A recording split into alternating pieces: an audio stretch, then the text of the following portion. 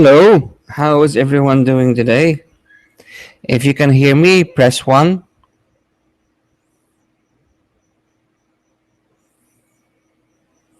Type 1, please, if you can hear me.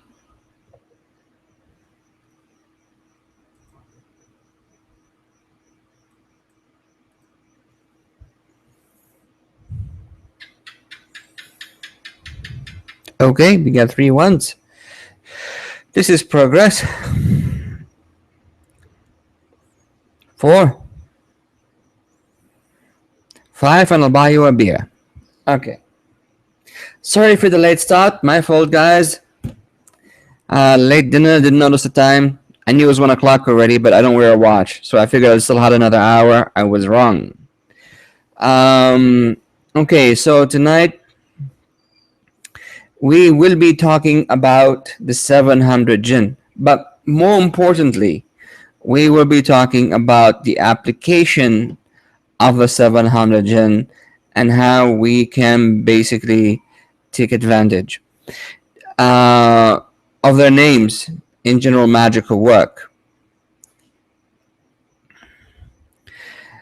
The truth is that the majority of the Arabic manuscripts and Arabic books tend to be straightforward when it comes to the content that they are presenting.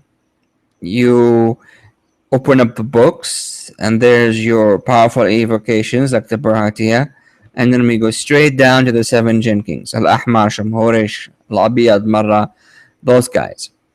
And then the rest of the book talks about how you can use these Jinn kings and their various tribes and individual Jinn from the tribe who are descendant or offsprings of these 7 for practically the same stuff, which is love, but not really love in the Western sense, more as in obsession and infatuation and bringing somebody to you totally out of their mind so they can have sex with you. The bringing in somebody who's lost, who's gone, you want to bring him back. Finding a lost treasure or item or buried items.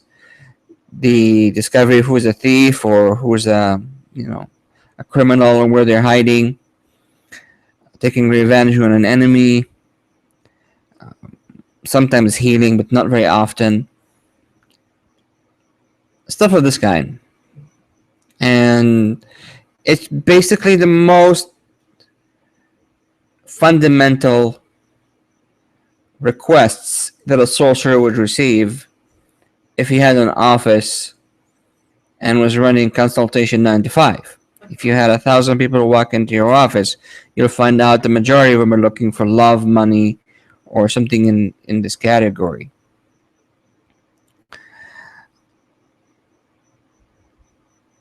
So the underworld Jinn kings presented pretty much a straightforward answer because they're close to our reality in our sphere, and they don't really have that level of scruples, and you're not likely to get as much rejection from them as you would if you were to contact, let's say, an angel, for example.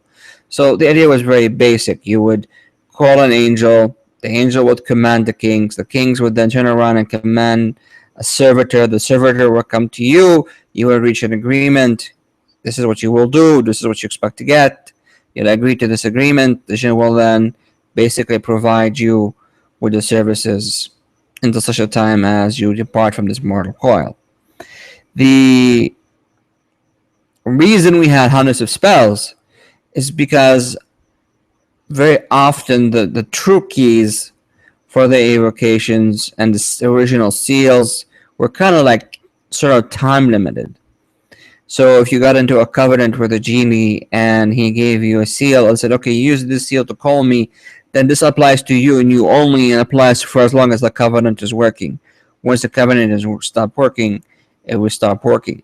Now, that doesn't mean that 500 years later somebody can't use the same seal to scry, for example, and try to maintain some kind of psychic or astral contact. But we're talking about fundamentally here a very physical level. It doesn't possess the same power it would have had with the person to whom the covenant was originally given, where the manifestations were a lot more tangible. Which is why, for the most part, people today using these same seals when making contact with the same spirits or genies or whatever you want to call them here in the West, in Western grimoires, they end up not getting those kind of level of manifestations. So maybe the original author of the grimoire who had made the contract with a particular demon or genie or whatever, and you got the seal back as a result of this covenant, was able to, for example, get fruits materializing when he summoned the spirit and said, "Can you bring me fruits?" Okay, fruits were there. But 1,000 years later, some guy picks up the same seal from a bookstore or a library, tries to use it. Guess what? Nothing happens. Oh, okay. Well, I guess this is not doesn't work, or we're dealing with something a lot less straightforward. For example, I think a famous magician posted recently that in a private conversation with someone that if you summon a genie don't teleport you; they just simply materialize the money for a plane ticket. Well, he couldn't get teleported, so the next best thing was money for a plane ticket. Obviously, of course, a genie can teleport. It's been witnessed multiple times. So the issue here we face is, what if you don't want to work with these 7 Jinn Kings? What if you don't want to work with the underworld Jinn Kings and the underworld Jinn servitors? What if you wanted more than this very basic set of requirements? You wanted something a bit more expansive. Where would you go? Well, you couldn't go, because the Arabic texts were pretty much hyper-focused in its content. And that's not a lockdown, by the way, because it's very effective what they were doing. They were getting the results, and they were happy with the result and the story. And while there are many, many, many roads to Rome, as in, there's 1,000 different evocations to every single Jinn King, if you try them all, eventually one will kick in and you will get the success you wanted, and there you go. Job done. So there was really no incentive to go beyond this level of focus. And even if there was, it wasn't that easy. Where would you begin to make the connection? These Jinn King names were kind of passed along through oral tradition. So a few celestial jinn were passed along, but only in the context of being servitors to a surah in the Quran. So you would take a chapter in the Quran, for example, surah. Can you not hear me, Larry?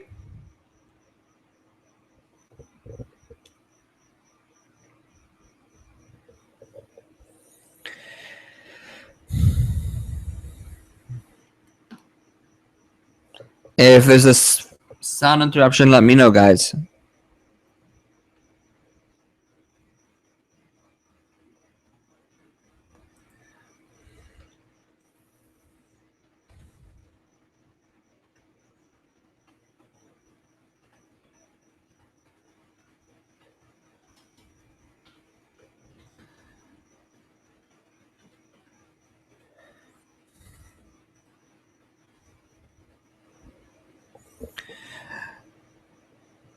So, as I was saying, let me rewind here a little bit back of my thoughts. If you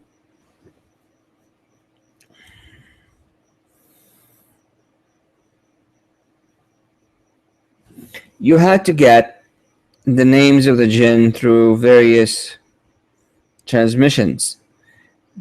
So that often meant that you were stuck with whatever passed along to you from other teachers, and this was the 7 Jinn Kings and the servitors. The few remaining celestial or non-underworld jinn were related to the surah to the Quran. So you would serve as a surah in the Quran, and then after a while, the genie would appear and will say, "Okay, let's make a pact or a deal." And this was a long, extended process, because let's face it, Muslims read the Quran all the time. If it was just a matter of reading the Quran, boof, a genie would show up. Every Muslim would walk around with their own personal genie. That's not the case. Even reciters of the Quran who spend thousands of hours reciting the Quran get nothing. It had actually preset requirements and rules that very few people are aware of. And the books did not do them any favor because it basically just said, okay, say this 100 times and the genie will show up. And of course, they'll say it 100 times, the genie doesn't show up because they forgot to include the requirements, the charge, the specific evocations, specific things like this that did not mention in the books that a teacher would teach you, and then that would make it work. But either way, you're pretty much restricted to extensive service of these surahs, and if you're not a devoted Muslim, then you're not going to get very far with it. The other form of celestial jinn that was available was connected to things, again, scriptural, like a psalm. So these were really the two roads. And for a lot of people, it was easier to just burn specific incense or do an animal sacrifice if you're going to go the left-hand path in the Arabic books and work with really underworld genie. Or you could just do evocations and services like the Baratia, and supposedly this would just unlock all the doors for you, and then you're set to go. But these doors eventually end up being pretty much mostly underworld jinn kings. So faced with this dilemma, I basically set to try and rectify the problem. And that's when I came up with a 700 jinn list. Now, these are not names that you can get in Arabic text before, but don't let that fool you. I've learned a lot using them. I mean, they work, and I learned a lot from the jinn using this list. And the reason they work is just purely mathematical. Basically, what I'm saying is, okay, I don't know your name, but I know the vibration that would call you. So if I use this vibration, meaning if I used the sound or the names that I've converted using math, then I'll be able to attract you to me, and then maybe you can give me your name. And if you don't give me your name beyond the name I have, it's fine, as long as you're there and you're answering my questions and assisting me in the things I want. So it's a kind of a mathematical bridge. And as I said, I've learned a lot from using this, and I really like the 700 name. But I have to confess that I've always used it with Solomon's ring, and I've always used it with other evocations mixed in to really charge the genie that I am calling. So the list works. Just be aware it's a bridge, and it's not basically first name basis. But that's never really been an issue. For example, Al-Ahmar just means the red one. It's not very creative for Mars. The name for the Jinn King of the Sun is Al-Madhab, gold. The golden one. Again, not very creative. So they're almost colors. But because you're identifying who you're calling by saying the Jinn King of Mars, or the Jinn King whose attribute and nature belongs to Mars, who's known by the title Al-Ahmar, somebody at some point was able to make the connection strong enough and revealed, oh, we would use the name, Al-Mahraz and Abu Mahraz and things like this. And then you ended up with more specific names. Oh, Al-Madhab's first name is Abdullah. You can use that. So then we just started adding Abdullah. Then we got more contact with the jinn. We got more information about descendants, stuff like that. His wife's name, his kids' names, etc. And maybe his nickname. And things just kept on expanding and expanding over 1,000 years. And you got the information that got more and more precise as we went on. So it's the same thing here with the 700 list. It's a bridge, and as you build and build and build the connection, you will get the results.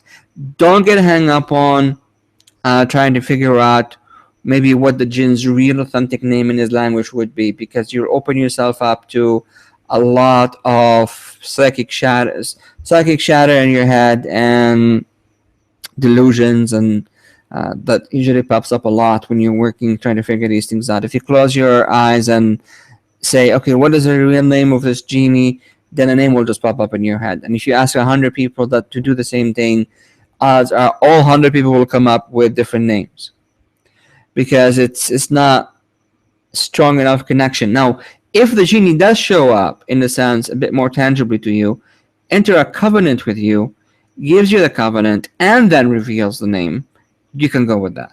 That's tend to be a lot more solid. But if you're trying to scry the name or use mental imagery, then your chances are going to end up receiving a lot of noise from the ego, and it's going to be very hard to discern if what you got was authentic or not. And I don't say this, just to you guys. The same thing applies to me, which is why I use mathematics. Numbers don't lie. Numbers are impartial. Numbers don't rely on my ego. It's a formula. A, B, C, D. It's done. All I gotta do is just enter the parameters of what I want, and I get my results. I don't have to enter into a trance or do any of this stuff. It's just straight up mathematics. A lot of what magic I do is mathematical, really, to be fairly honest. Okay. So this is the list, and the list is basically divided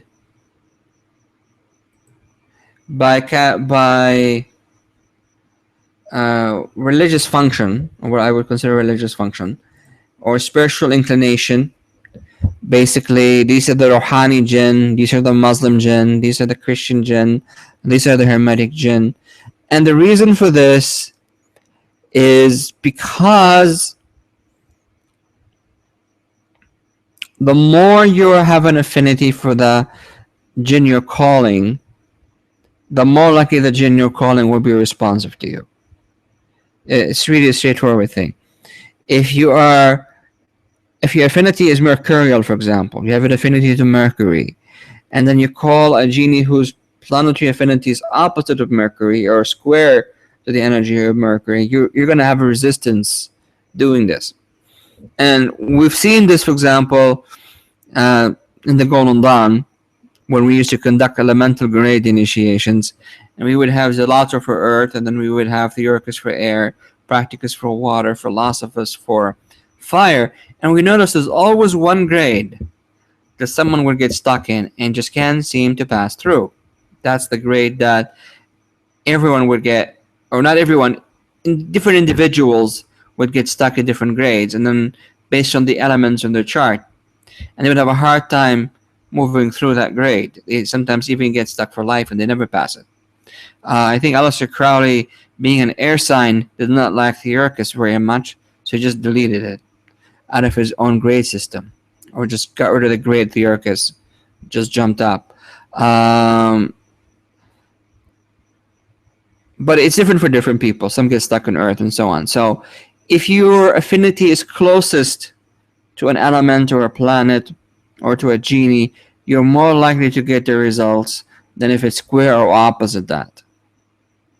Okay, so you can do this by identifying a spiritual inclination. So if the genie is a Muslim and you're a very devoted Muslim yourself, then this is something in common that you guys can use as a bridge when you're working with this genie. If you're Jewish, same thing. If you consider yourself a more for Hermeticist, there you go. If your affinity is more ancient Sumerian, there you go. And so on. So this is how this list was broken down into. And we've identified that inclination on the back of it by saying Rohani, for spiritual Jinn, or Rohani Jinn. Then we had a kind of a general identifier, and the mathematics of that was sort of done, and that gave us sort of like the father and tribal name. So all of them, for example, in this case, would have Tant al-Thosbi.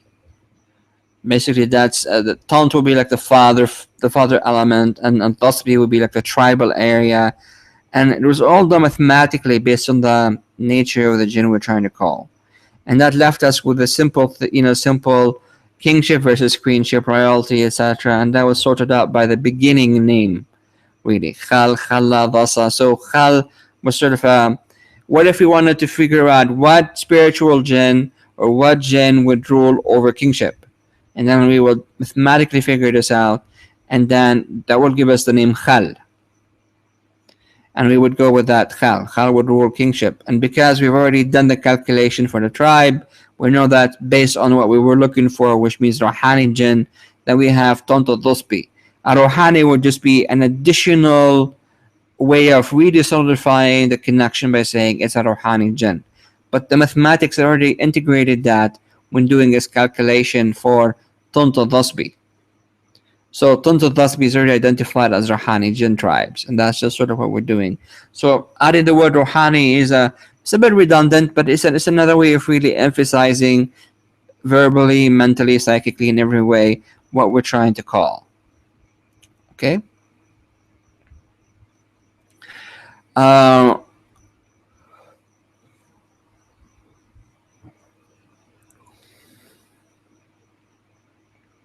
so that gave us a whole whack. So if you want to work, for example, matters of judges and legal affairs, you have a court case going for you, then you can go with Ghatna ibn Tonta Dasbi Rohani. If you need something to do with medication and health, you have Tasaj ibn Tant al-Dasbi al-Rawhani. If you are a soldier, you need advice on military affairs and war, you have Khaz ibn Tant al-Dasbi al-Rawhani. So it's pretty straightforward list. It's not really very complicated as far as how it works. One of the challenges, of course, is figuring out how to pronounce the words. I used to pronounce them during the seminar and the webinar, but people said they were falling asleep doing my pronunciations. So I will just do that separately after this and then attach it in, and within a week I will upload everything together in your in your page, and that will include the pronunciation of all the various Jinn names. So you can just scroll through and listen to the ones you want without having to endure it with me here for 2-3 hours, actually more like 6 hours, because you have 700 of them. So our focus right now will be really primarily on using them. How do we actually take these names and use them practically? So what I want is I want each person here who is listening in to post for me what they're looking for. Like, okay, you need help with money spell and you want to use this genie. So just give me the if you don't already have the report, then we can check the list here together. But if you already have the report, open it in your computer, locate for me the genie you're interested in or subject you're interested in if you don't have a particular genie you're interested in, and give me what it is that you would want to use the genie for. I need help with a court case. I need help, learning more about astrology. I need this. I need that. Just post it for me here in your broadcast message answer within the next 5 to 10 minutes, and I will show you how you can get this done with the gin that we have here on our list. I'll give you everybody 5-10 minutes to post in the broadcast message.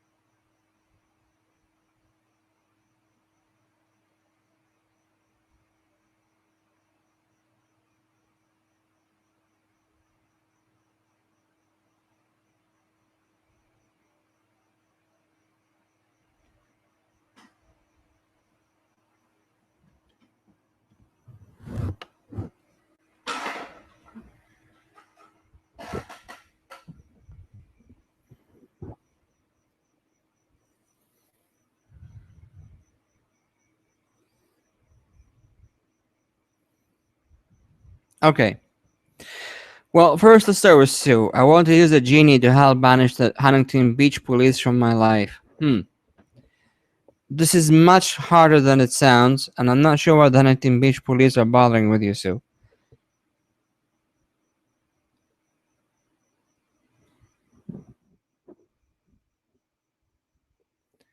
But all things considered, you'll probably be better served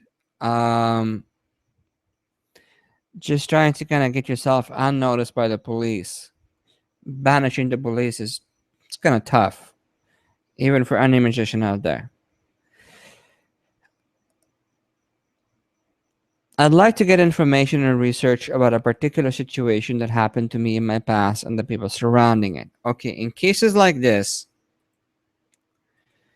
you need to make connection with a genie that can provide you with information. So let's take a look at the list here. Scientific knowledge, wisdom of all kind, nope. Witchcraft and sorcery, not necessary. Writing a manuscript, not there. News near and far, okay, that could be useful in your case, being that it's news, but usually news refers to incidents that happen. Again, this could be really useful in your case, so we'll keep this one here in mind. Religious knowledge and general growth and building, no. Mastering depthship, all affairs of the celestial, creative art, mastering language, business and trade, spying, uncovered knowledge, that might also be useful. Illusion, guidance and assistance, general guidance and assistance, that can also be helpful. My first guess would be really to just go with news in this case. So that's the first point of determination.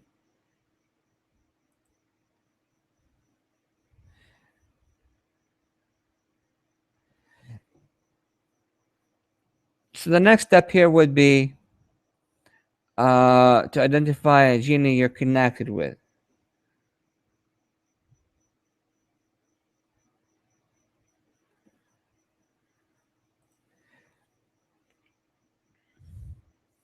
So I don't know if your connections with, maybe Hermes. You're connected with Hermes. So Hermes would definitely be your best bet here. And okay, where is it? Let's scroll back up. News near and far. You can use both the male and the female as a tryout.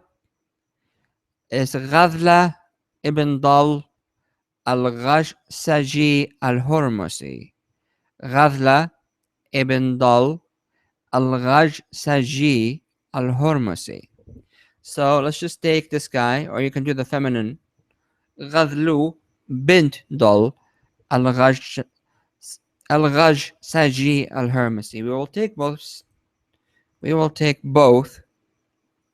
It's a bit slurry here today. We will take both and we will put it in here.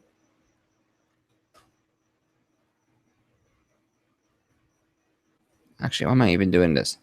I can just stick to this one and zoom in 200%. There you go. I have them highlighted. You have your ring. So first thing I would do is I would take these names and write them on a piece of paper and put them under your ring. Okay, you want to go ahead and do that.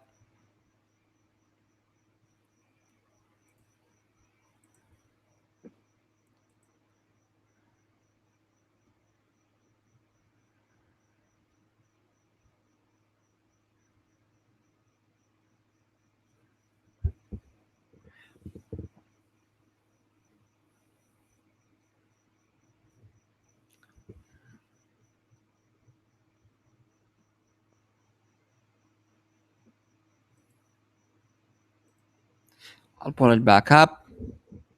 So please take a few minutes to write the name on your ring.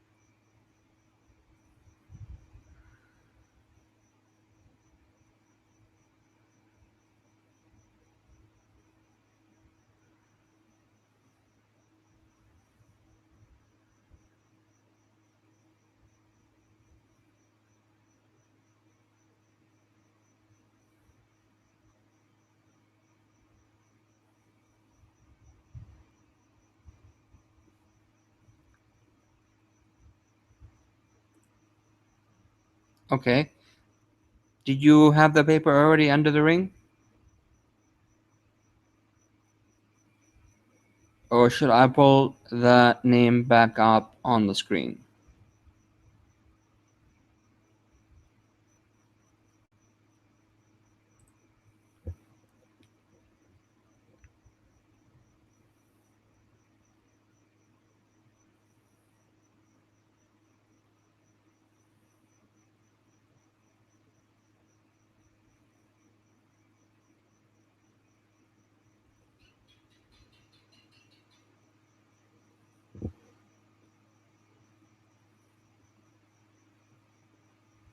Okay, take your time, no rush. Everybody else, while this is happening, if you haven't yet put in your request or need from the Jinn, please do so now. So I will get back to you as far as your Huntington Beach police thing once I'm done with Scarlett. I haven't forgotten about you.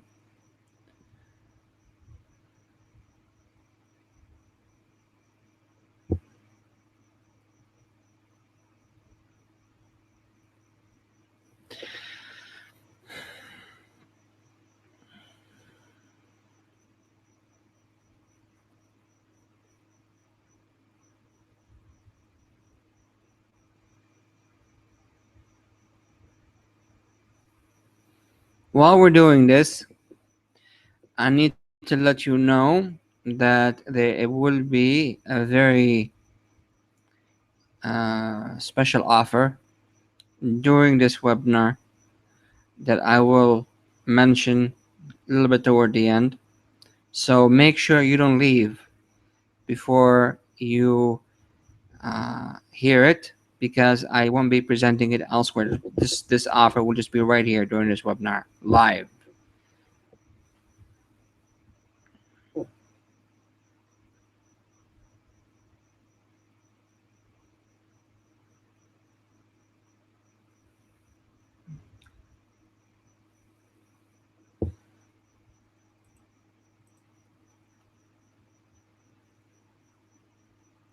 And I will discuss the special gift for those who sign up for the webinar. Also, a little bit after we go through this run, and I think you guys will find it awesome. Uh, my mind is definitely awesome. So, but I hope you guys will all agree with me once I tell you about the surprise.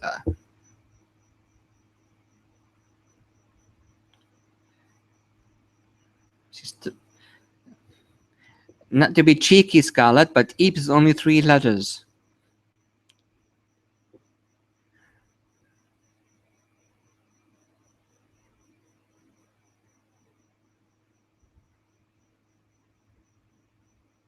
Yes, Sean, they can. I myself have never used them for that purpose, but there are many stories of people who have. Actually, there are stories of them causing illnesses like cancer, and then removing the cancer, and then causing cancer, and removing the cancer, causing the cancer, removing cancer, all within like 1 month. And they're in different parts of the body, the cancers coming and going. So they definitely have the capacity to harm, and they have the capacity to heal. They can do both. You just have to convince them to assist you. And in the end, with the Jinn, this is basically the rub. Getting the right Jinn to help you in your problem in a timely manner. This is ultimately the holy grail of Jinn magic. Because you're either getting the wrong kind of Jinn that don't want to help you, or having a hard time getting any Jinn to respond to you, or getting a Jinn to want to help you that matches what you're asking for. So it's always been a bit rough getting it sorted. But if you succeed, then it will work pretty fast, pretty quick. And there are Jinn who specializes in medicine in the Arabic grimoires, and they have evocations as well that you can use to contact them. They're not that many though. I think maybe I've seen 3 or 4 in all the hundreds of manuscripts I've looked at. So They're there, but I'm guessing medicine was not one of the number one sought out needs back in the day when they were writing these manuscripts. So the emphasis has really been mostly been focused on love, money, and revenge in Arabic text. But yeah, they do exist. Well, you can double line it, Scarlett.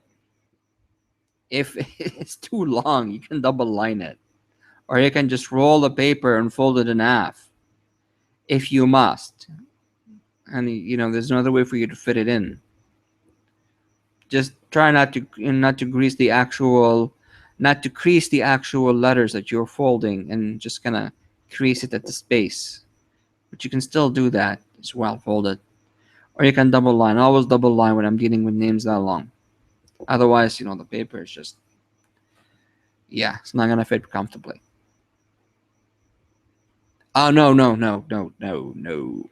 It's not a dollar bill. No fold on fold on fold on fold. It's not a dollar bill. Absolutely not. We will roll what we got. Okay. Now, I should probably ask you before I proceed. Did you pick up the male or female version here? What was your preference? Did you take the male or female, or did you do both?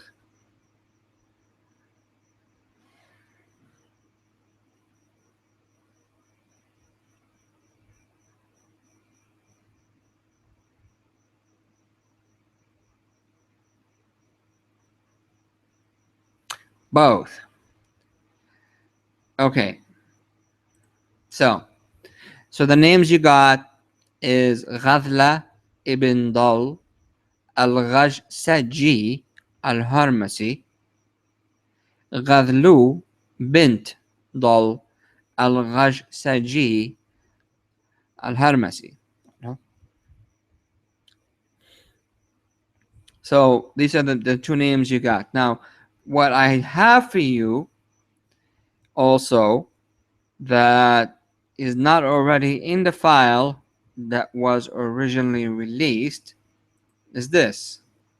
And I've been working on this last week, 2 weeks, and they're basically power words to call on the jinn from the 700, because I realized there really wasn't much in the area of an evocation for them beyond the Berhatia and other known names. So, I mean, other known conjurations. So I wanted to create something very specific and very unique to each genie. So we have three lines here, and the first line basically uses or integrates the name of God, the creator of the jinn, or the Lord creator of the jinn. The second one is connected to Metatron being the master of the jinn, and the third one is connected to Jan being the father of the jinn. So let's find the names that we are looking for here.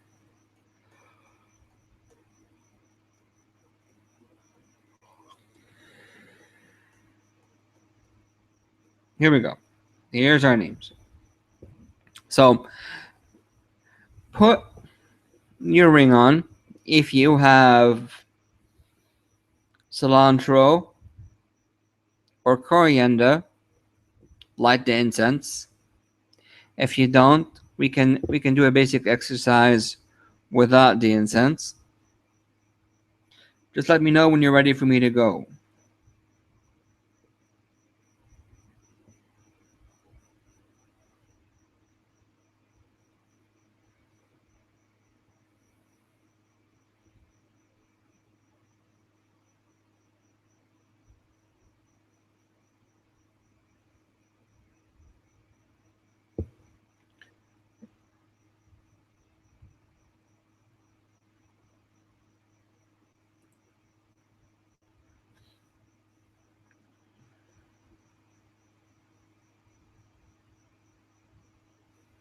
Can we start? Or are you getting incense?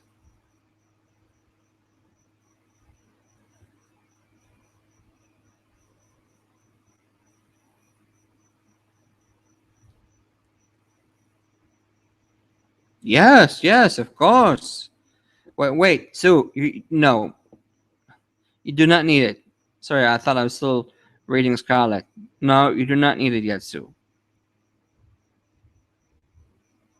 No, Sue.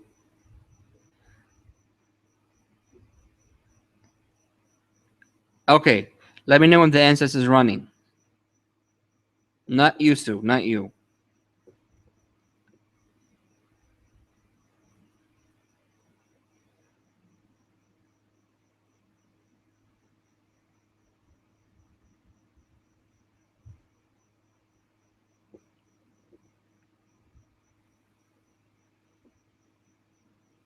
Now, there's this two ways to do this. There's the easy way, and there's the hard way. The easy way is to use the ring, to use the names, to recite the names, to keep the ring, to light the incense, and hope that the genie would respond and will imprint in your mind the answer to the questions you want. And the way you know that he's imprinted on your mind is because you will initially get a bit of a headache, and then you will be flooded with the information within like 10 seconds to 20 seconds. And the information would not be something that your ego would normally make up. It's not something you would sit down here and just kind of think of your own. It would just come flooding, and your brain will go, what the fuck? What did I just see? What did I just hear? What did I just experience? And you'll be left with no doubt at all that this is basically the stuff.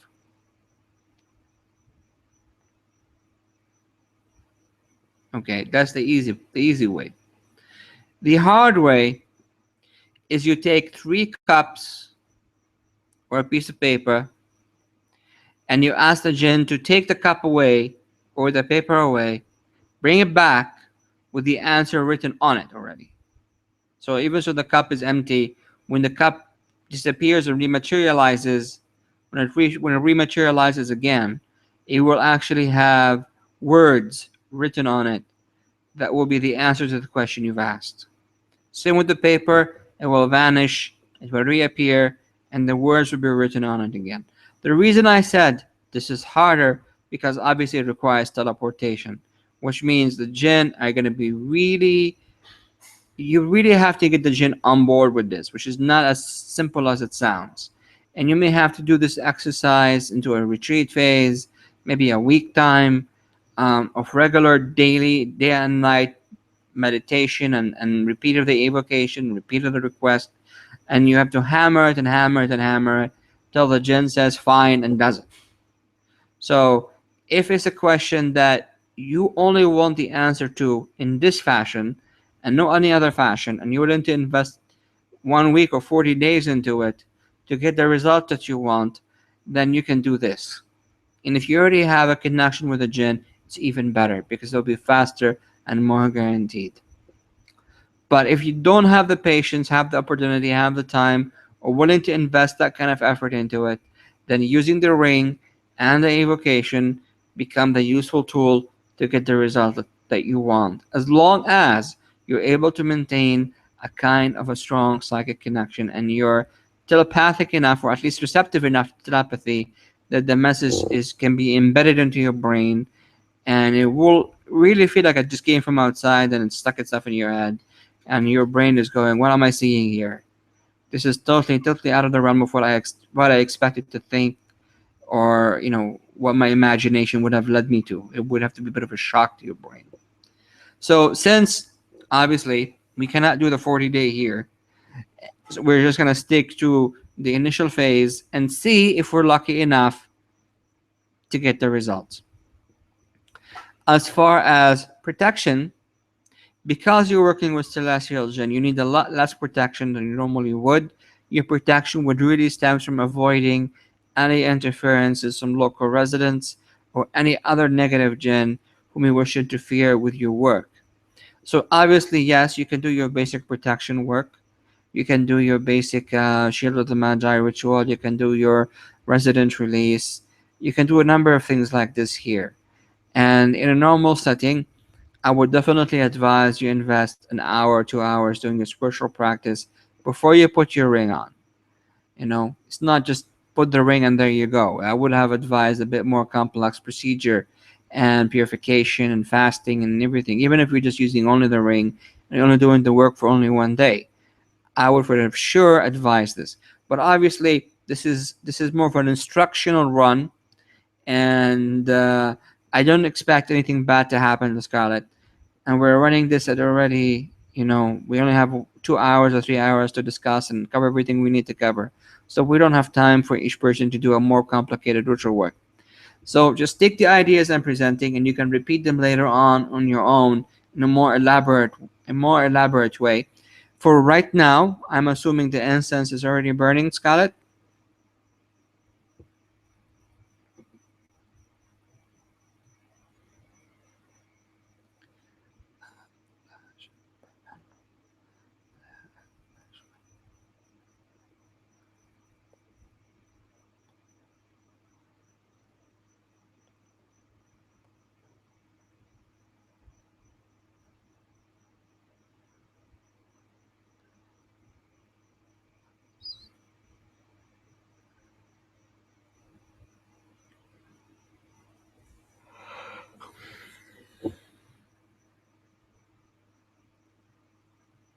Okay, so I will recite the evocation here and try as much as you can to follow with me.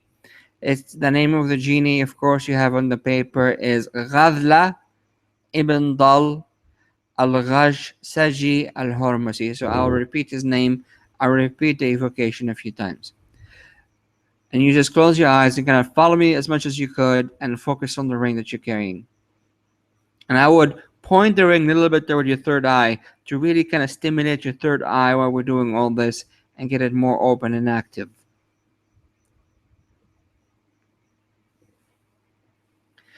غذلة ابن ضل الغشسجي الهرمسي. غذلة ابن ضل الغشسجي الهرمسي. غذلة ابن ضل الغشسجي الهرمسي. غذلة ابن ضل الغشسجي الهرمسي. غذلة ابن ضل الغشسجي الهرمسي. غذلة ابن ضل الغشسجي الهرمسي. غرذبل ألاج بننرد بلاءل لجغنش رسبجا يلاجل نهرب مسلي غمذيل طاطر بونند سلياد لغلش جسنجم يياطل طهر رو منسي غش ذال ناءب بوناض للجان لجغاش نساجب يوائل لهجرا مجساي. غر ذبل ألاج بننرد بلاءل لجغنش رسبجا يلاجل نهرب مسلي غمذيل طاطر بونند سلياد لغلش جس نجم يياطل طهرو منسي غج ذال ناءب بوناض للجان لجغاش نساجب يوائل لهجرا مجساي. غذلة ابن ضل الغج سجي الهرمسي. غرذبل ألاج بننرد بلائل لجغنش رسبجا يلاجل نهرب مسلي غمذيل طاطار بونند سلياد لغلش جسنجم يياطل طهر رو منسي غجذال ناءب بوناض للجان لجغاش نساجب يوائل لهجرا مج ساي غرذ بل ألاج بننرض بلائل لجغنش راس بجا يلاجل نهر رب مسلي غمذيل طاطار بونند سلياد لغلش جس نجم يياطل طهر رو من سسي غج ذال نائب بوناض للجان لجغاش نساجب يوائل لهجرا مج ساي يا غاذلة ابن ضل الغاج سجي الهرمسي يا غاذلة ابن ضل الغاج سجي الهرمسي يا غاذلة ابن ضل الغش سجي الهرمسي غرذ بل أعلاج بننرض بلائل لجغنش راس بجا يلاجل نهر رب مسلي غمذيل طاطر بونند سلياد لاغلش جس نجم يياطل طهر رو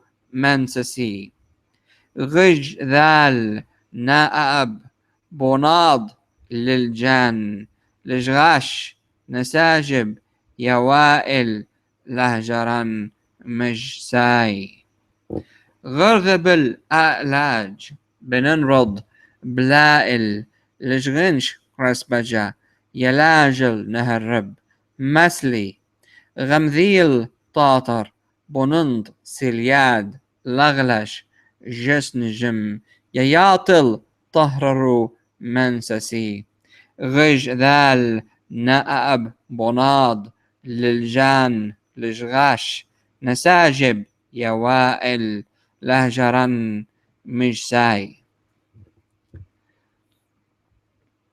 يا غذلو بن ضل الغش سجي الهرمسي غذلو بن ضل الغش سجي الهرمسي غذلو بن ضل الغش سجي الهرمسي غرذبل والبج ننطرد بلائل لجغنش راس بجا يلاجل نهر رب مسلي غمذيل طوطبر نوطند سلياد لاغلاش جس نجم يياطل طهررو منسسي غج ذال نوابب نطاد للجان لجغاش نساجب يوائل لهجران مش ساي غرذب الألبج ننطرد بلائل لجغنش رسبجا يلاجل نهر رب مسلي غمذيل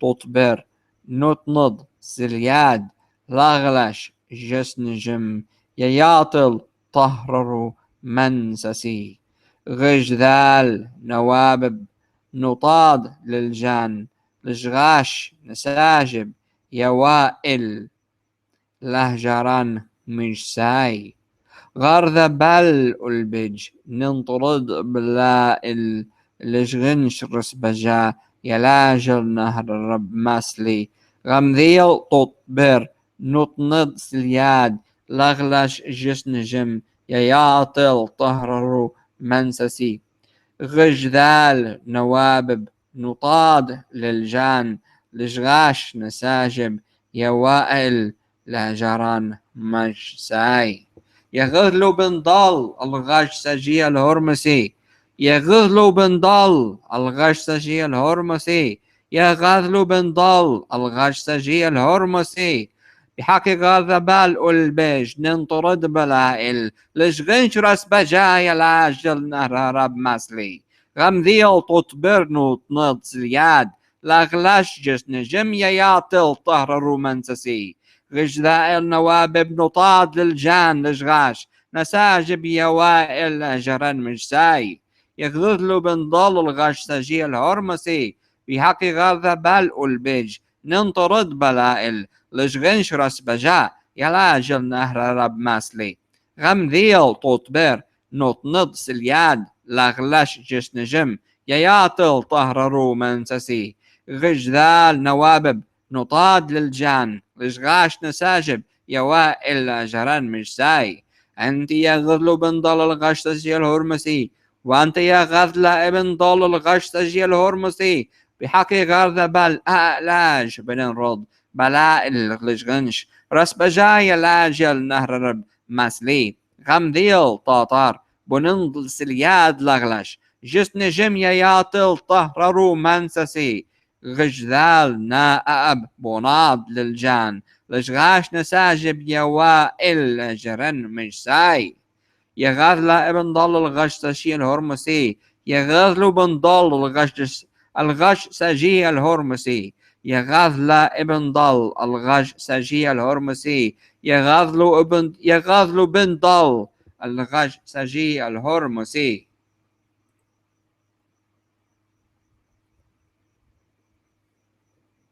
Okay.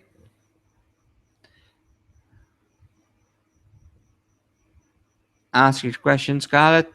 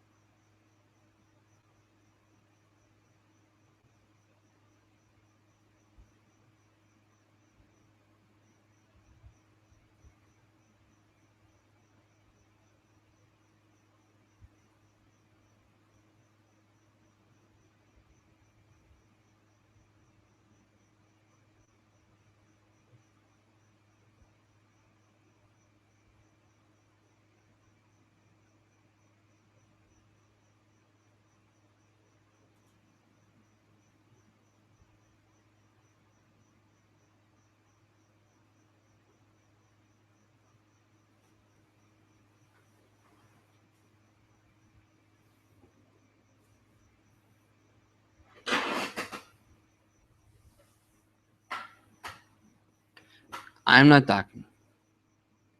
I'm waiting on Scarlett. No rush, of course. She can take her time.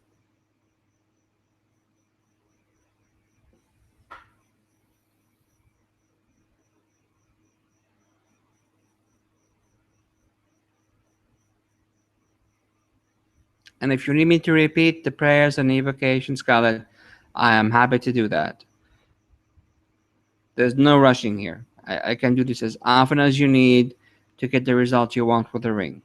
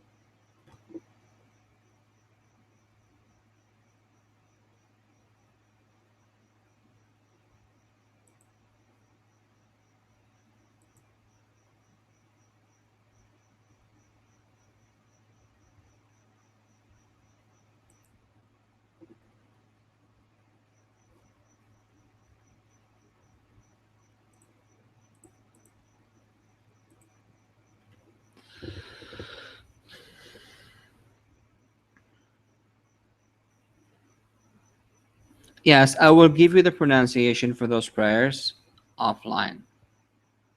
There's obviously 700 genies, 700 prayers. You know, I will need a new throat by the time this is done. And considering how long I need to be sitting down to record it, no touche. But hey, it's worth it. What if one does not have the Ring of Solomon?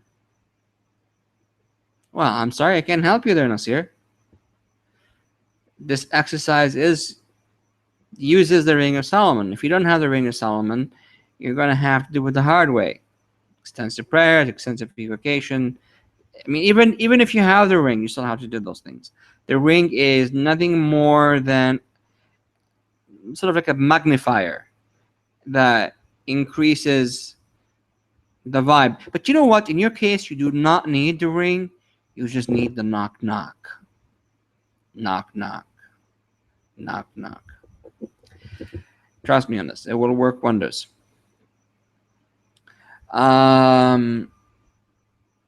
Talking of which, how many people are actually familiar with the knock knock test that we've been doing?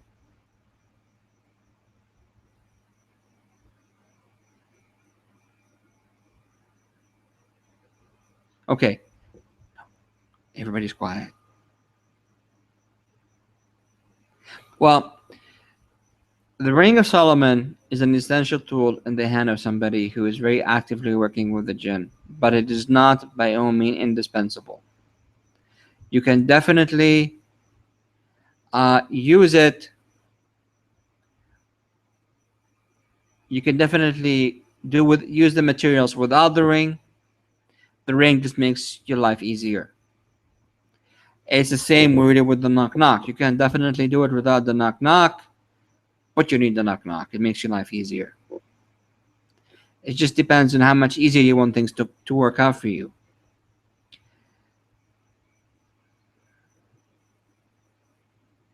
You haven't heard of the knock knock, Sue? You missed it. You missed the knock knock. Well, stuff happens. I will be talking about the knock knock a lot in the next week or 2 weeks because it's been an awesome system. The results have been fantastic so far. A lot of people have had some very interesting experiences with it.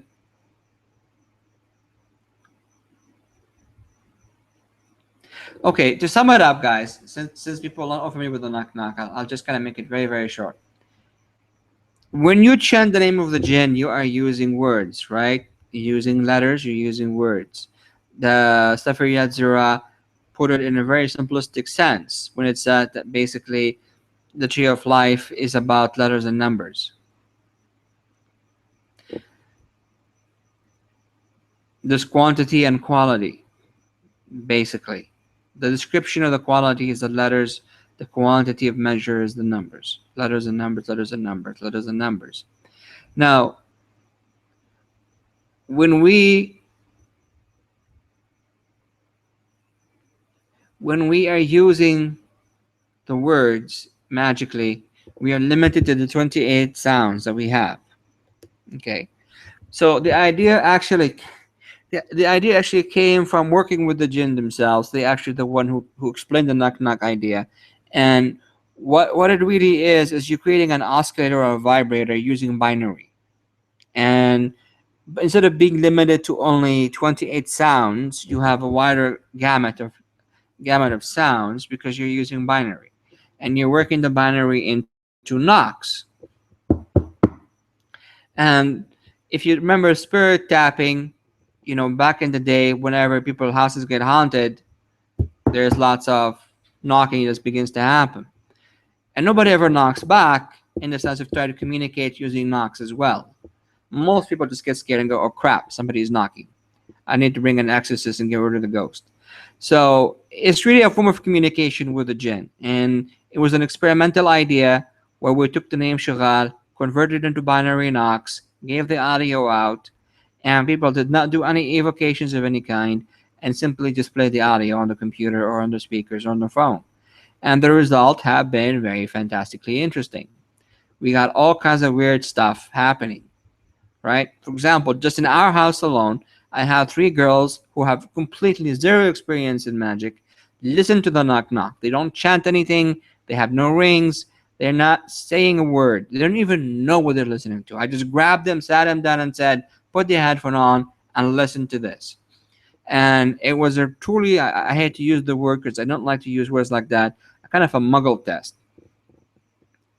And The results were all three of them had had an experience that resembles first making contact or feeling a jinn around you. Then, the night rolled over. It was daytime. The night rolled over. We took them to the pool in our house next to it's like a community pool in our little village, and it's a few blocks away. And we walked in there, and we went into the pool. And shortly after being in the pool, after the sun had set, the pool was surrounded and covered with bats, and the bats began to dive in the water next to the girls.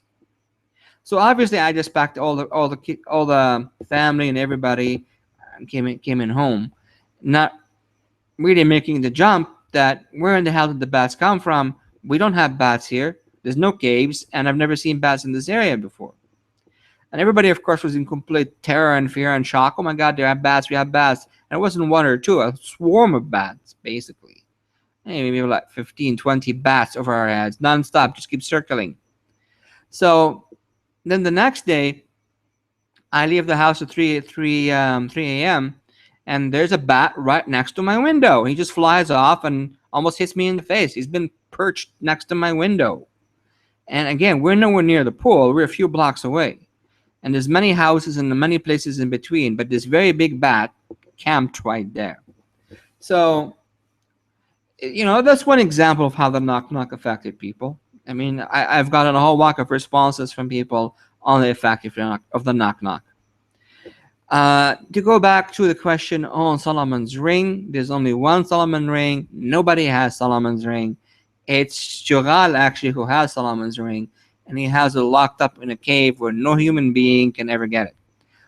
But the description of the ring passed in manuscript, and the jinn explained and filled in the gaps and gave us a really good idea of what the missing elements of the designs were. And no, there's no inscriptions on the ring, really. The ring has no inscriptions originally.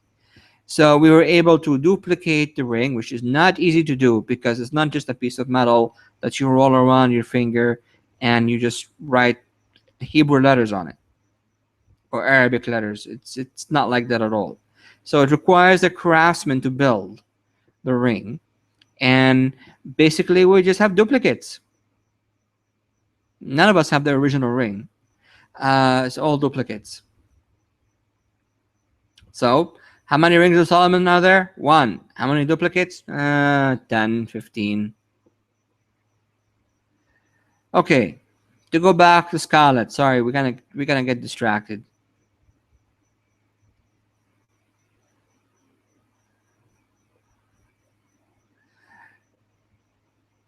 So you got pressure in your head, but I'm guessing you didn't get any answers so far.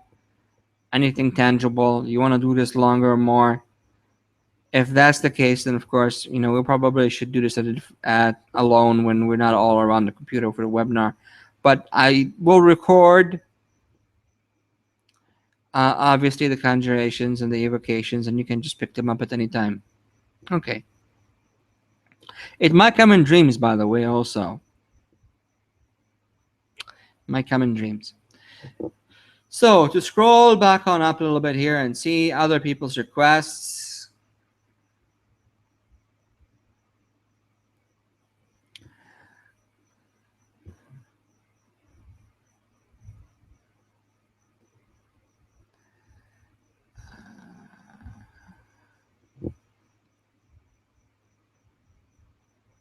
Adeptship and spiritual arts from a jinn who served the masters.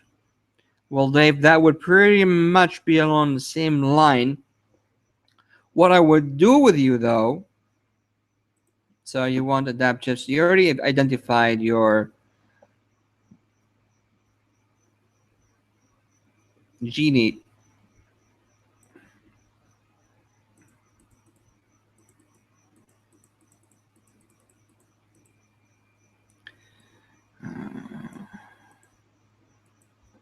Let's see where it is on the list.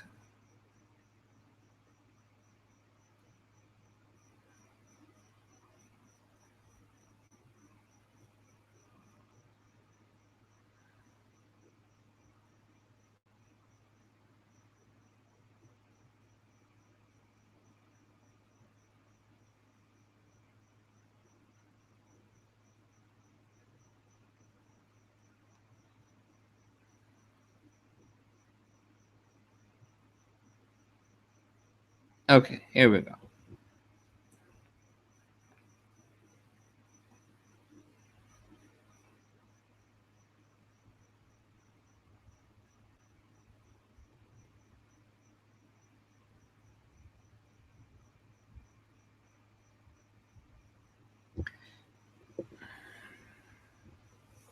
So the one you chose, male or female, is غضت ibn غثند al-Bakhfazi al-Nurani. غضت ibn غثند al-Bakhfazi al-Nurani. The female version is غذيد bint غثند al-Bakhfazi al-Nurani. غضت ibn غثند al-Bakhfazi al-Nurani and غذيد bint غثند al-Bakhfazi al-Nurani. Those two. So you could do the same thing, obviously, that Scarlett did. Take the name, put it under the ring. You can have the recording of the conjuration. I have it here somewhere. We can do that. What I would do in your case, though, one step further in this case, because what you're looking for is not just an answer to a particular question. You're looking for regular guidance in areas of mastery and adaptation. Is I would take, I don't know if I could find this here, but I will try.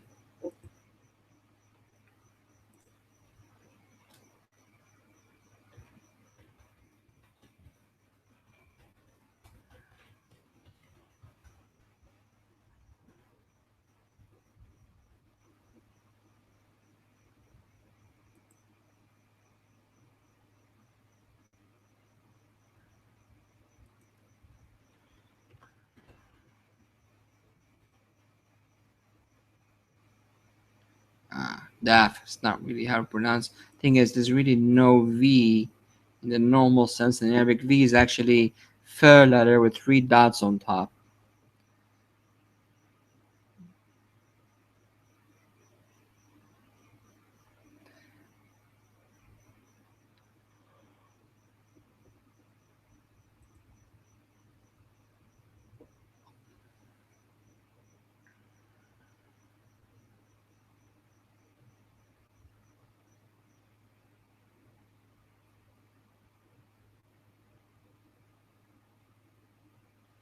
Okay, this is a software that can help you a little bit. I don't have it. It's I don't even know if you can really acquire it. But basically, what you want to do is convert your name from English into Arabic. Now, the V is often pronounced W in Arabic, but we also sometimes have it in, if you additional letters for foreign sounds, we have an F letter with 3 dots that functions as V in Arabic. So what you would do is you would take this, okay, and you would mix it in with your name. Or if you don't want to do that because it's too complicated, so this is what I would do. But if you want to skip that, just write down the name Ghadid bin Ghathnad al-Bakhfazi al-Nurani and with magical ink, and basically liquefy it or eat it or consume it in some form. Put it into water, wash the water, wash the ink with the water, and then drink the water with the mixed in ink. Edible ink, obviously. Don't use non-edible ink. And the same thing if you want to write it down with something like honey and then eat it, it's also fine. But what I would do really is just mix your name with it before you do that. I would take Gharid bin Ghafnad al-Bakhfazi al-Nurani and then throw in your name as well. You can also take Gharid bin Ghafnad al-Bakhfazi al-Nurani, calculate the value of that using gematria, the value of your name using gematria, add them together, and then build a magic square and kind of always carry that with you with the name Ghadid bin Ghathnad al-Bakhfazi al-Nurani, and just ask, or Ghadad bin Ibn Ghathnad, and just sort of continue to say, I need guidance in the area of mastery and adeptship, and combine that, of course, with the evocation on a regular basis. You can also do the evocation 7 times in the morning when you first wake up, 7 times before you go to bed. During the daytime, you could ask for غضض bin غثنة البغفز النوراني. If you have it with the ring, you can ask with the ring for it to give you throughout the day, basically to turn your day into guidance and lessons that help you in your path toward mastery and adeptship. And then at night, you can ask for your dreams to contain information and instructions to help you along your path of mastery and adeptship. So you have the evocation, which you can recite 7 times, wake up 7 times before you go to bed. You ask repeatedly for guidance. You now can take the value of Ghadad ibn Ghathnad and Ghadid bint Ghathnad and add it with your name and create a magic square. And you can write them straight out and wash them with ink, wash the ink and with water, and then drink the water as well. So you have 3 or 4 ways by which you can use the name on a regular basis to get the results that you want. غلط ابن غثنة البغفزي النوراني, غذيد بنت غثنة البغفزي النوراني. So to repeat it again, just one more time. Conjuration morning, conjuration night. Ask for guidance throughout the day toward mastery and adeptship. Ask for your dreams to contain the information you want. Take the value of Ghathad ibn Ghathnad al-Baghfaz al-Nurani and Ghadid bin Ghathnad and mix it with the value of your name and create a magic square, and then surround it with the word Ghadat and Ghadid. Write the name down and then wash it and drink basically on a regular basis. The name, okay, and of course you have the evocation. So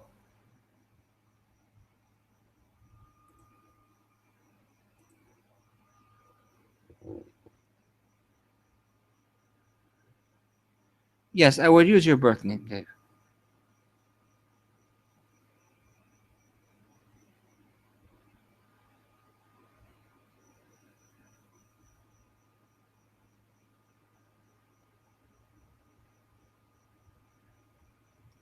Yes, I'm happy to show how this works. So let's say your name is Amina. This is Amina in Arabic.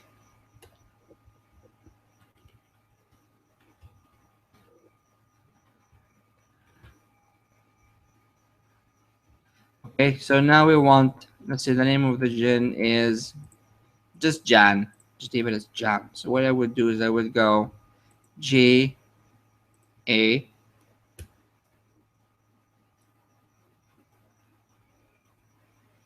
okay, another A, meme,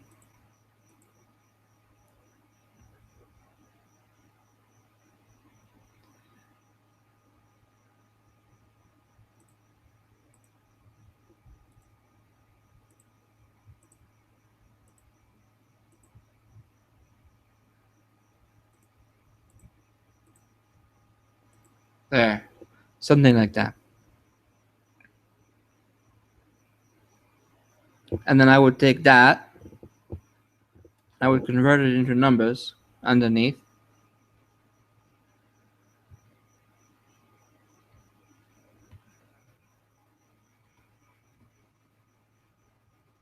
Notice I'm not really using, I'm just breaking everything down to the 9 digits. So 50 becomes 5, 100 becomes 1. I would write the sequence like that. I would write that at first, I would write the second line under it, and then I will wash that, if it's written with edible ink, with water, and just drink it. But before I drink it, I recite the names on it. Huh? I recite the name of Jan, or in this case, the servitor from the 700 name. I recite the servitor from the 700 name. I recite the invocation over it, and I ask the genie to give me a, as I drink this, may this happen to me.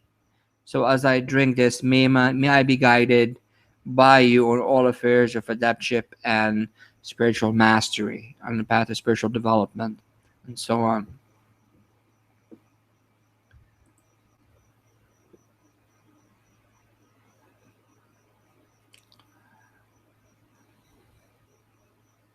When would you use the first ones? I would use the first ones whenever I'm trying to work with something that is antediluvian. Before any of this happened, before the flood, before Adam and Eve, before any of this stuff. When I want to go back to when the dinosaur roamed the world, you know, and I want something that none of the other jinn can tell me because likely they weren't there when that happened. But of course, if you're working with antediluvian jinn, you are likely to be working with something entirely different from the jinn we usually work with, and the experience will obviously reflect that.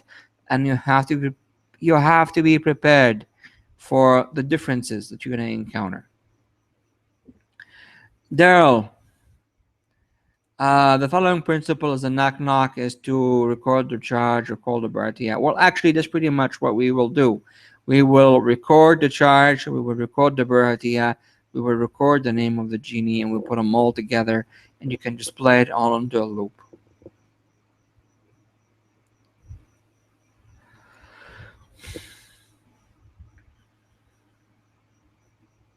Okay, going through the list. How do I work with this being to increase sale and make my business successful once again?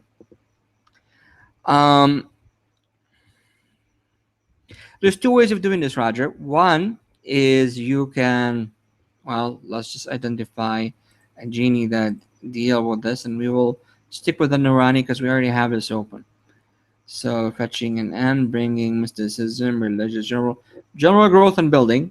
You can do this one. Ghakhsah ibn Ghathnad al-Bakhfazi al-Nurani. And what you basically do is same thing we just did earlier. You have your evocation, you have your name, you have your liquid water you drink, you have the Ring of Solomon, and what you would do in this case is you would say, okay, teach me how to improve the growth and building of my business. Basically, you're asking the jinn to be a kind of a general consultant. Hey, help me here become better at running my business, because even so, I'm very smart. I have all this data in my head. I don't know everything. So where else can you take me beyond my human limitations and push me through those boundaries? And you can learn more that way. This is option one. Obviously, this is not going to change your financial situation overnight or even in months, because it depends on your capacity to make the connection, and it depends on your capacity to apply whatever you learn from this genie. But let's assume the connection is excellent and you're able to apply it, then obviously this is the way for you to grow individually and grow your business and have an edge over your competitors because you have a jinn consultant. The other option, let's see what we have here.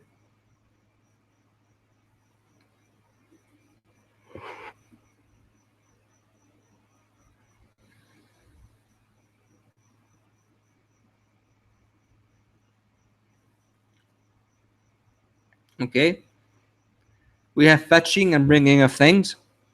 You can use this now to bring in customers to your shop or to your business.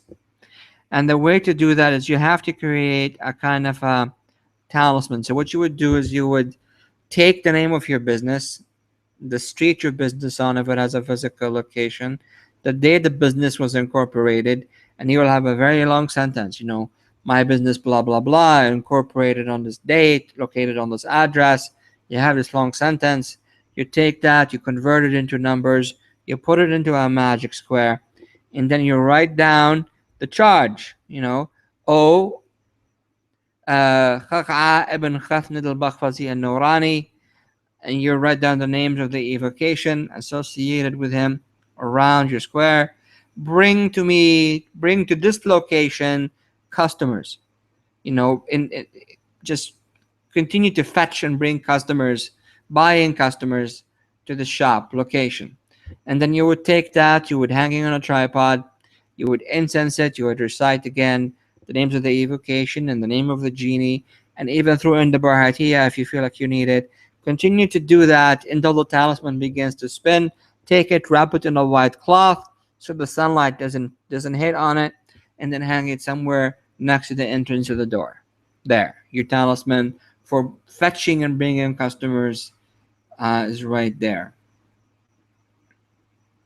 You can also use Baghlalat ibn Khatnad al-Bakhfazi al-Nurani just as a kind of a business enhancer. Same thing we just did with the other one, but this one, instead of bringing in customers, what you do is you match it when the time Mercury is the strongest, and you would just write down the word Mercury, Autarid.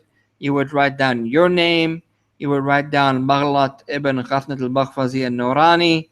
You write down the name of your shop, and then you write down what you want. Increase in sales. A triple on revenue, and you would take all this information and you would write down the square when Mercury is pretty much dominant on the chart, maybe on the ascendant or conjunct the moon. You can have it on the ascendant because you can check the hour and you can cash it when it's on the ascendant. But it would be good if it's also connected with the moon, conjunct in some way. And then you turn around and you create this square and you write the square around that time. And similarly, you would wrap it in a white cloth, tie the cloth in a green string, and you would hang it somewhere near the entrance. This one here is designed to, or you can wrap it with gold, not gold, you can wrap it with bills, money bills, and the talisman, and then wrap it in a white cloth and put it in your register.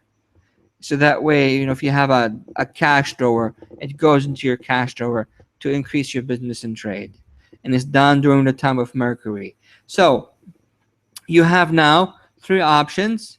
You can use a genie to be your business consultant and give you information by using the ring, using the names, drinking the name in water, or creating a magic square involving your name and the name of the genie. Option one.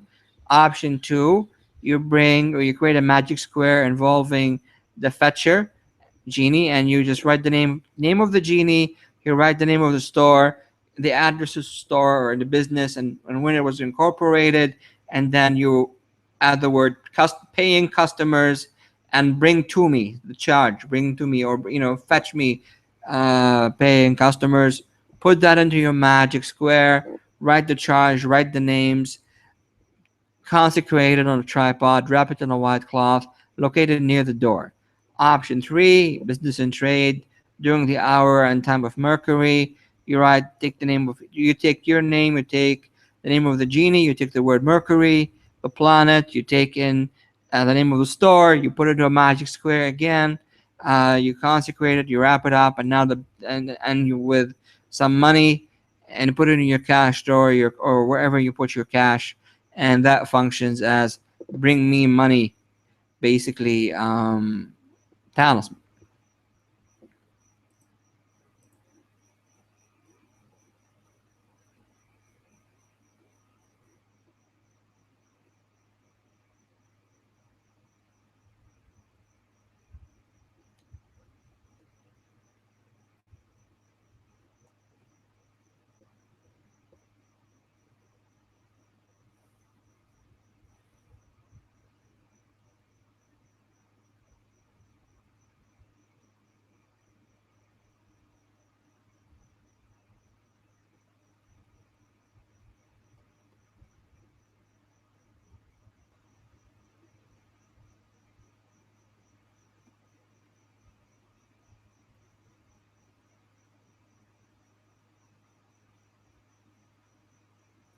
Any questions, Roger?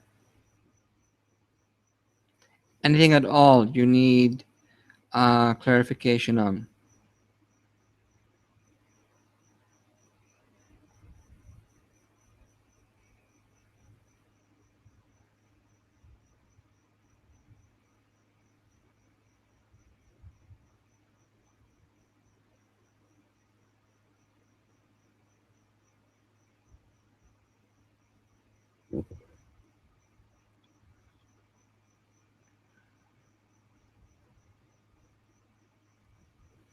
By the way, these talismans can be applied for a number of the requests because it seems to be the common thread is money and business. So the same thing can be applied to anybody else here who's been asking me about money or business. You basically just use one of those three methods to get the results that you're looking for as far as money and business is concerned. But if anybody needs more clarification, let me know and I will go into more details.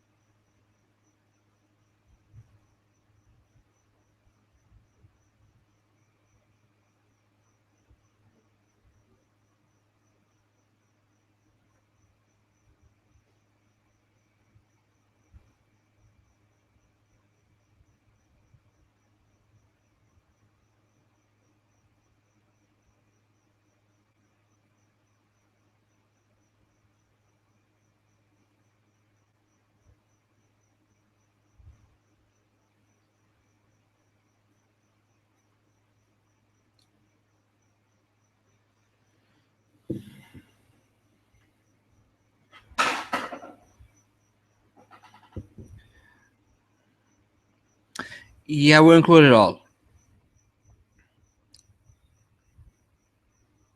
You can, Roger. But they do have their own invocation as well, so don't forget to use those.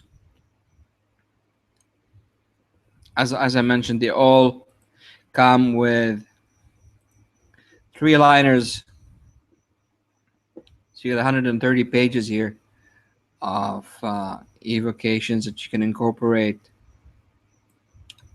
with each one of these Jinn. I will make a recording for all of them, and you can just fast forward to the ones you want and listen to it and kind of take it with that. Or I can record each one on this individual file, which is a bit more tedious work for me, but with that you can probably just then auto loop it and don't have to worry about the video and following it on the video. You can just auto loop. If I do that, the MP3 file, I would just write down, royalty mail first ones. The name of the file. I won't write down the whole entire name of the genie in English. It takes too long. When you're dealing with 700 plus, you have to keep it kind of compact. But this is one way of doing it. Just recording it once, and then you can just take the thing and auto loop it. Okay, since we're talking about money, we can delve a little bit here into the gift, right, guys? The other questions I got so far deals with the same thing: money, and or how can I learn about healing or learn from this or learn that? And it's the same thing I told Dave. You find it appropriate, genie. You have the evocation morning and evening. You have your name, create the magic square, recap the recreation of the magic square using the fetcher Jinn. Okay, it's let's say we go over here. Doesn't matter, whatever you can fit it, because sometimes you just can't fit it. You know, maybe there's only one square that will work, 5x5 or 7x7. You go with what you can. The fetcher thing. Okay, so let's say name Thomas Spain is the thing. Okay, value is 1,300, for example. Just I'm using this random, huh? But not accurate. Bakery shop on 3rd Avenue, New York City, United States of America. Okay, value, let's say 4,010 or 50. Date of incorporation, January 5th, January 5th, 1,900, 97. Value, let's say, is 1,200. Name is David. Wait, where do you have the name? Yeah, Thomas Paine. Okay, so we have this. The name of the genie is blah blah blah blah blah. The value is 950. Take 950, 200, 450, 300, and put this into a magic square. Let's say you managed to put it into a 6x6 magic square. Good. Now you have your square. Now what you do is you write down the name of the genie, blah blah blah blah blah, around square. You write down, I charge you to bring and fetch customers to this locate to now the name of the shop, address of the shop, incorporated on the following day, and then by the powerful names. Now you write down the names of the evocation, blah blah blah blah blah. Done. Okay, you created your square. So you take that now and you consecrate it, and then you wrap it up. You can use the Berhatia, as you said. You can use the names. Obviously, you should use the names of the genie you're using, and then you wrap that up into a white silk, tie it up with green string, and hang it near the entrance.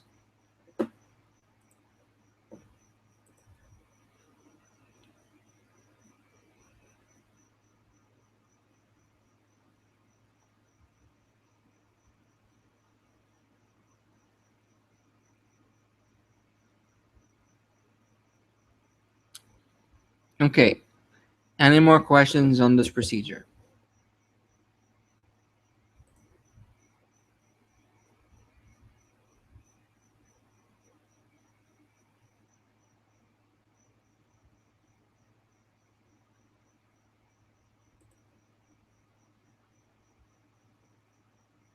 All right. I'm keeping it brief because I expect everybody listening to this have an idea of how to do this. The best way to work it out is to kind of combine, right? So you combine, you create the square, you consecrate the square, the talisman, you wrap it up, you put it there.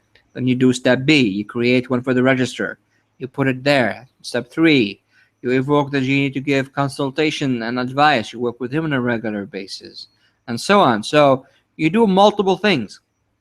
If you don't have a shop and you're wondering how you can use this for personal finance, well, it's not that different. But now instead of mentioning a store, you mention just your name, your date of birth, and instead of the registrar where you wrap the money in with the talisman, now you just wrap it in with with money, and you put it in your wallet that you carry with you all the time.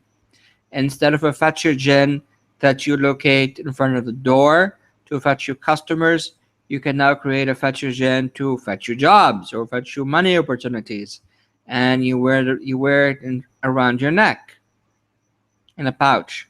So there is multiple ways by which you can basically modify this for your particular needs. yeah, there's multiple ways. There's not just one way you can do this. There's multiple ways, and with a little bit of imagination, you can adapt this to whatever your financial requirements are, whatever your job requirements, and whatever your situation is, and you can get good results.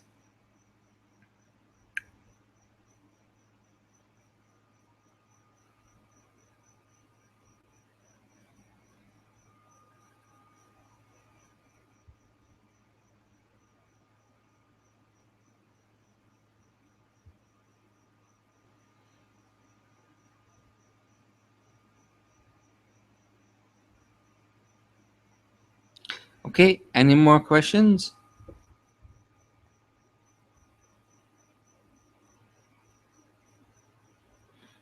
Right, there was one here related to the court case and a judge.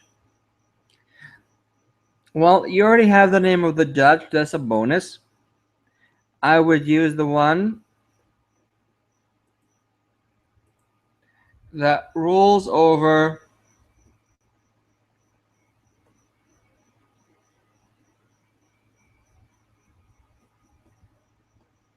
judiciary, of course, but I'm looking for something different that you can incorporate. You can always use the judges and legal affairs one. Obviously, that stands. You can use it.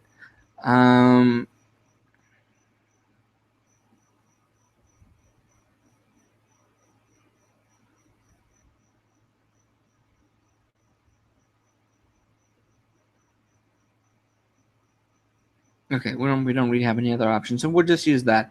So the way this one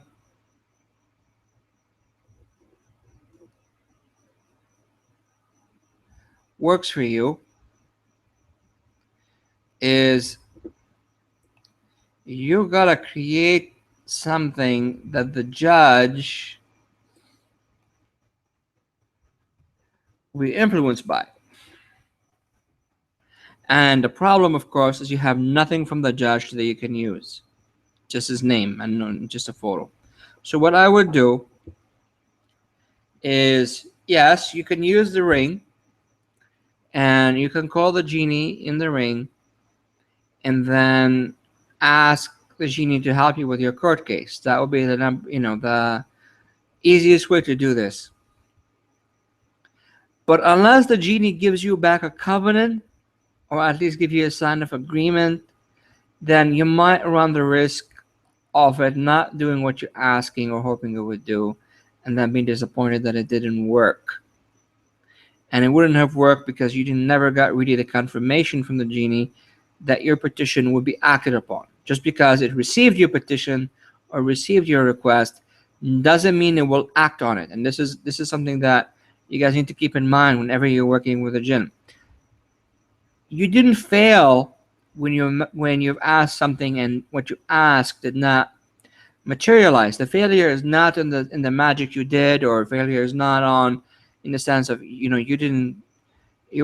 request wasn't good enough, etc., etc. The failure usually results from not sealing the deal, because you could have the most honorable request and you would have invested hours and hours and hours into it, and the magic was very powerful, but you never sealed the deal with the genie, so the genie has no obligation to abide by. Now, if you haven't sealed the deal, that doesn't mean the genie will not abide by it. May very well do abide by it.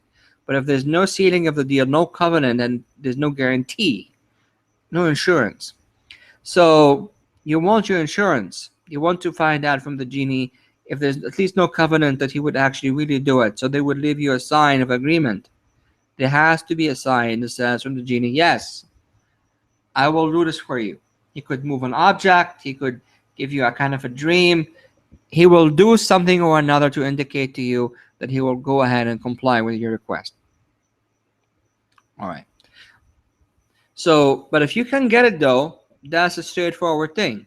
Call the genie that rules judges, ask for what you want, get the confirmation, and we're done. Devil is in detail.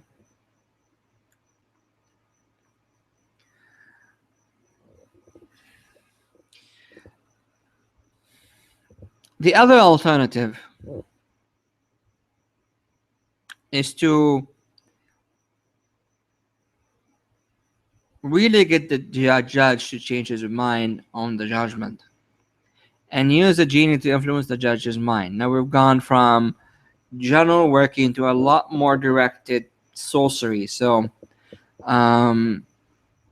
it's not something I normally put in my books, but I will cover it in this case for educational purposes only. I'm not saying do this method. I'm not encouraging anybody to follow through with it. I'm just giving it as instruction, as a kind of a general instructional guidance. What I would do if I was to do this method is I would write down my name, judge's name, genie name, and request. Okay, into a long ass sentence, and then I would create a permutation of that. So let's say we're doing A, B, C, D. It would be B, C, D, A, C, D, A, B, A, D, A, B, C, right? You're creating a permutation of the A, B, C, D. But this permutation is much bigger because your sentence is much bigger. You gotta take that into account. You got a much bigger sentence. That's the first thing I'll do. So you have your name, the judge's name, the genie name, and then the request. And that would form my magic square that I would use instead of a mathematical square. And then around that, I would write my instructions and all the names of the evocation connected with that genie. And I would say, I charge you, genie, to go to so and so and get him to decide this way in favor of this case for this person, which is in this case, of course, it will be you.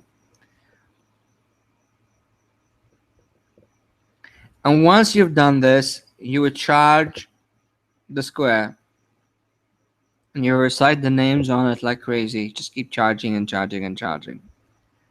And once you're done, you would burn the square.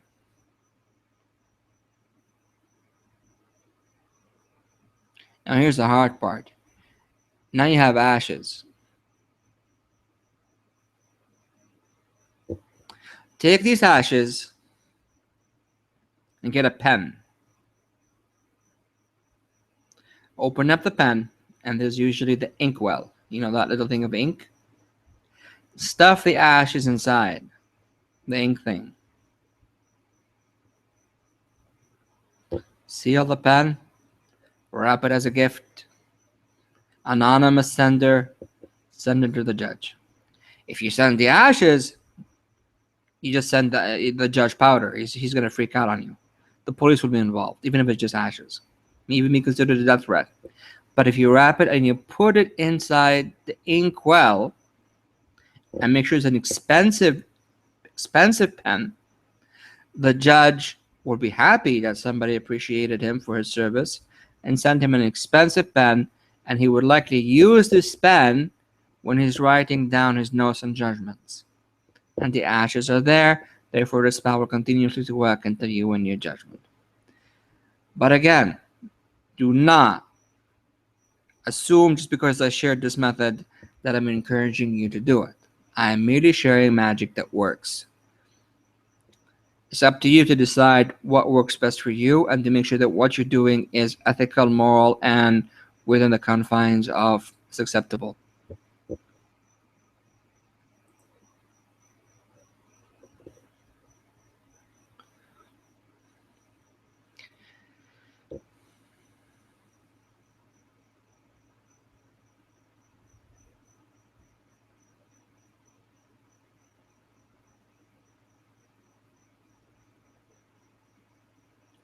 How do you seal the deal? Okay.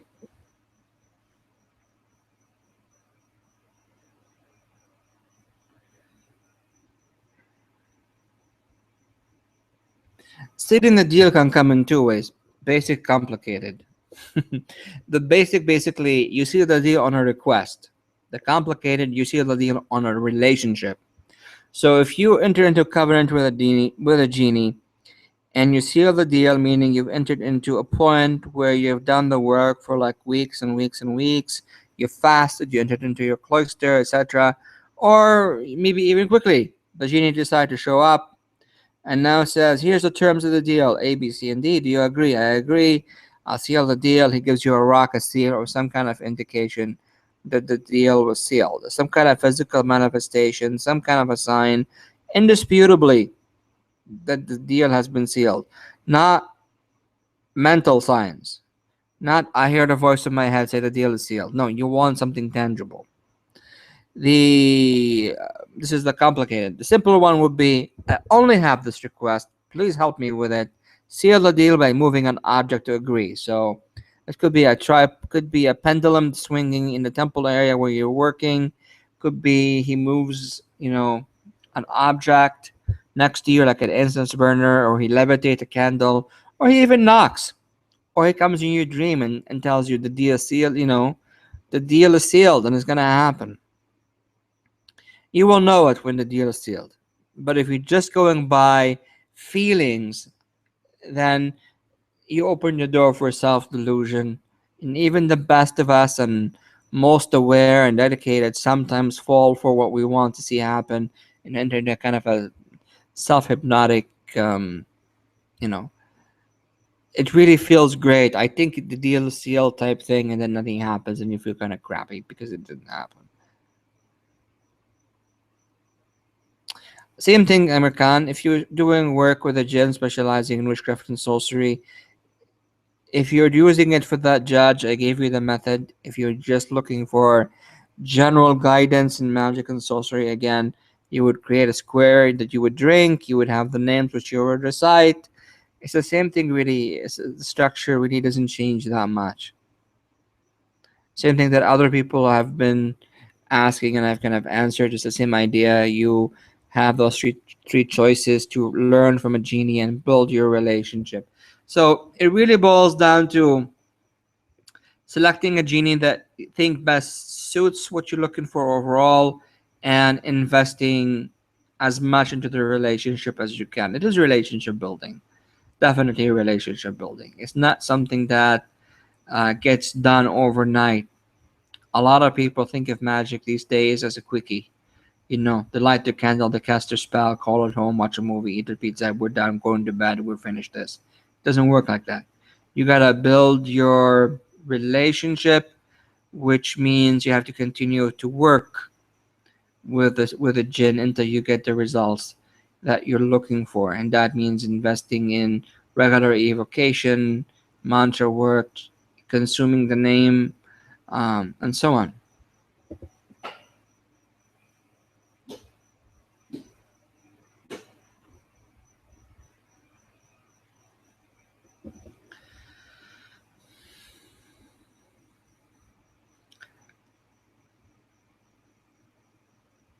All right. Any questions so far on what we have? Should we move into the special prize, or is there any more questions on the basics of the 700 Jinn webinar?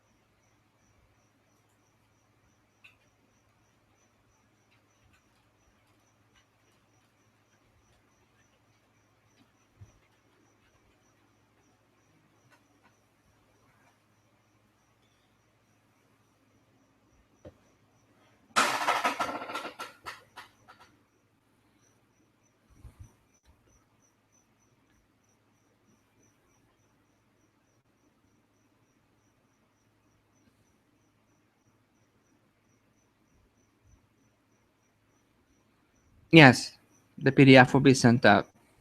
Okay.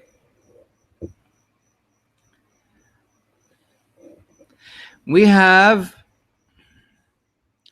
special prize, and it's not gonna be sent in by mail or anything like that, so take notes here. This technique is very simple in theory, very powerful in result, and it's a bit intensive in requirements.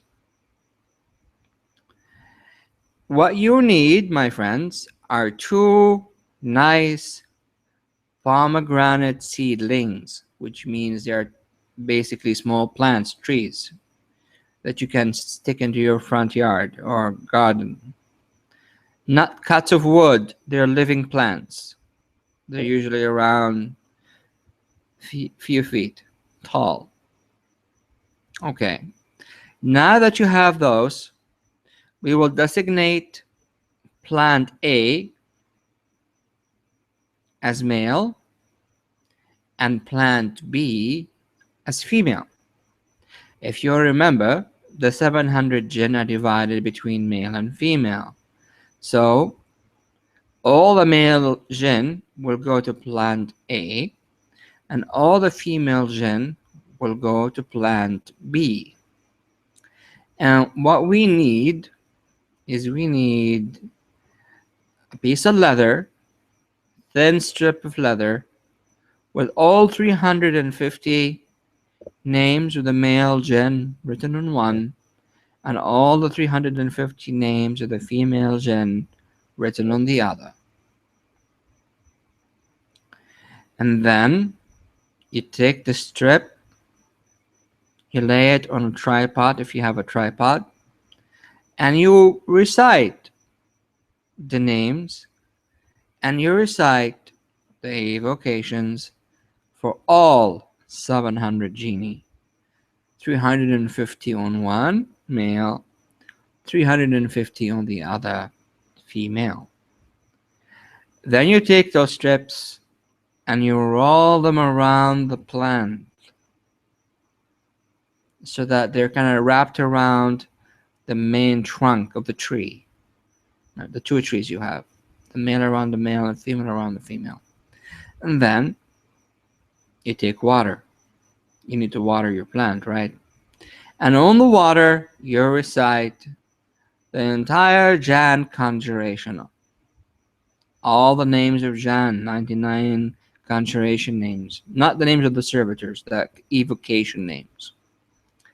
And you consecrate the water with those names so that the water is infused from the realm of the jinn and infused with the power of the name. So you would hold the water next to your mouth so that as you're speaking the words and you're chanting the name, your breath is vibrating or creating ripples in the water. And as you say the names, you're visualizing the names in the water in white light. And you continue to repeat the names for a while until you feel it's been fully charged. And then you take the water and you water your plants. And you repeat this process. Every time you need to water your plants, you take your water, you chant the names of Jan, the conjuration of Jan over it. You charge the jinn to charge the water and infuse the water with the various powers of the name of Jan and the powers of the jinn in those various areas, and you water your plant. And once a month, you take the strip off the plant, you lay it back on your tripod, and you charge it again with the power and infusion of all 700 genie, and then you wrap it again, 350 on one plant, 350 on another plant. And you continue to do this month in and month out, month in and month out, as the plant grows and grows and grows and grows and grows until it has fruits. Now you're ready to go. You've probably been doing this for a year or 2 years by now. Yes, it's that time of an intensive work. It's not a quick spell by any means. But remember, you are charging that plant on a weekly basis with water consecrated by all 99 names of the Jan evocation, a talisman containing the name of the 700 genies are wrapped around the tree. As it grows, constantly the jinn are infused with charging that tree, empowering the tree, all 700 of them. 350 for the male, 350 for the female, not counting the water and the gem. Now, after a year or 2 years, this thing is ready to rock. So let's say you want someone to do something for you. You pick up the pomegranate fruit, you charge the jinn, all 700, using the Jan names and the tree, so that whoever eats from this fruit will do whatever you want, whatever it may be. And you give them the pomegranate as a gift. Trust me, people love pomegranates. You want to do a spell involving somebody. Okay, take their name. Take a bunch of leaves off that tree. Write their names on the leaf. There you go. You can either burn the leaf, hang the leaf, put it in water, bury it, whatever it is, the name on the leaf. Of course, if you burn it, it's a lot more dangerous because that's like a can cause destructive effect. So if you want to take revenge, you can do that. You can burn the leaf with their name. You want to influence two people, male and a female. You create an effigy of the male and effigy of the female. The male go on the male tree, the female go on the female tree. And then you create a string between them and you charge the 700 genie, 350 male, 350 female, all of them. No exception. With the names of Jan to do what you want. This is just some very basic ideas of how you can use this. Effectively, you have a magic tree. The hard work will take you a year or 2 years to really build it, but literally with this tree, once you fully charge it with all this power for all these months and all these years, you know, there's literally no stopping it as far as the kind of things you can do with it. You can take the pomegranate seeds. You can write a piece of paper like, with whatever you want. And then put a seed on a piece of paper, repeat the conjurations, repeat the names, ask what you want, burn the seed or bury the seed or put the seed on water or whatever you want. And then you can do this for like entire seeds of a pomegranate. Yeah, you can do magic with the seeds alone. You want to get a magic staff out? Just take a piece of wood out of this tree. It's grown already. You can just take a branch easily. That branch is being consecrated by the various names for over a year, 2 years. It's already charged, ready to go. Immediately you can use it. The effort here is in investing in the actual constant charging of this. This is not something that will produce immediate results, but you're building a battery and then you're unleashing this battery, right? So let's say in a hypothetical situation, you are working as a teller in the bank and you want to go all the way down to chairman of the board. Okay, just by using the pomegranate fruit to your immediate boss and then asking afterward for a promotion, you can grow yourself up the ladder really fast. You can go in 2-3 years into being high up in the chain of command. There's no limits to this because you're charging all this.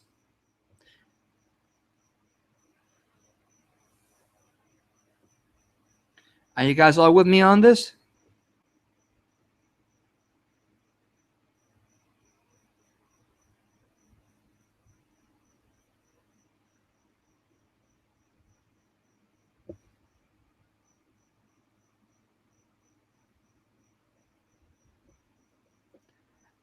Who here was able to really grasp the full implication of this?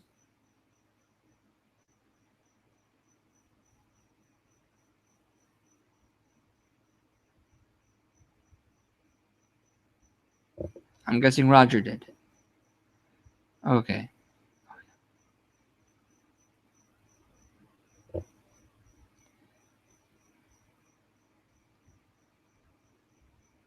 It's a magic tree, literally.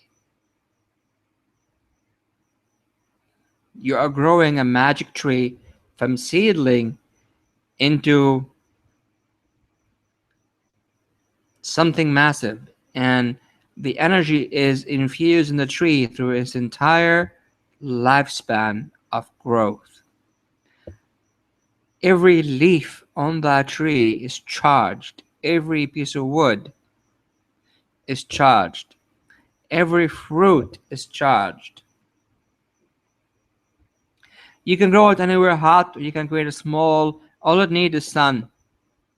And you can create a kind of, even a hothouse for it. A small little kind of makeshift green garden. And mine are just in pots. They're not even really on the ground. They're in pots.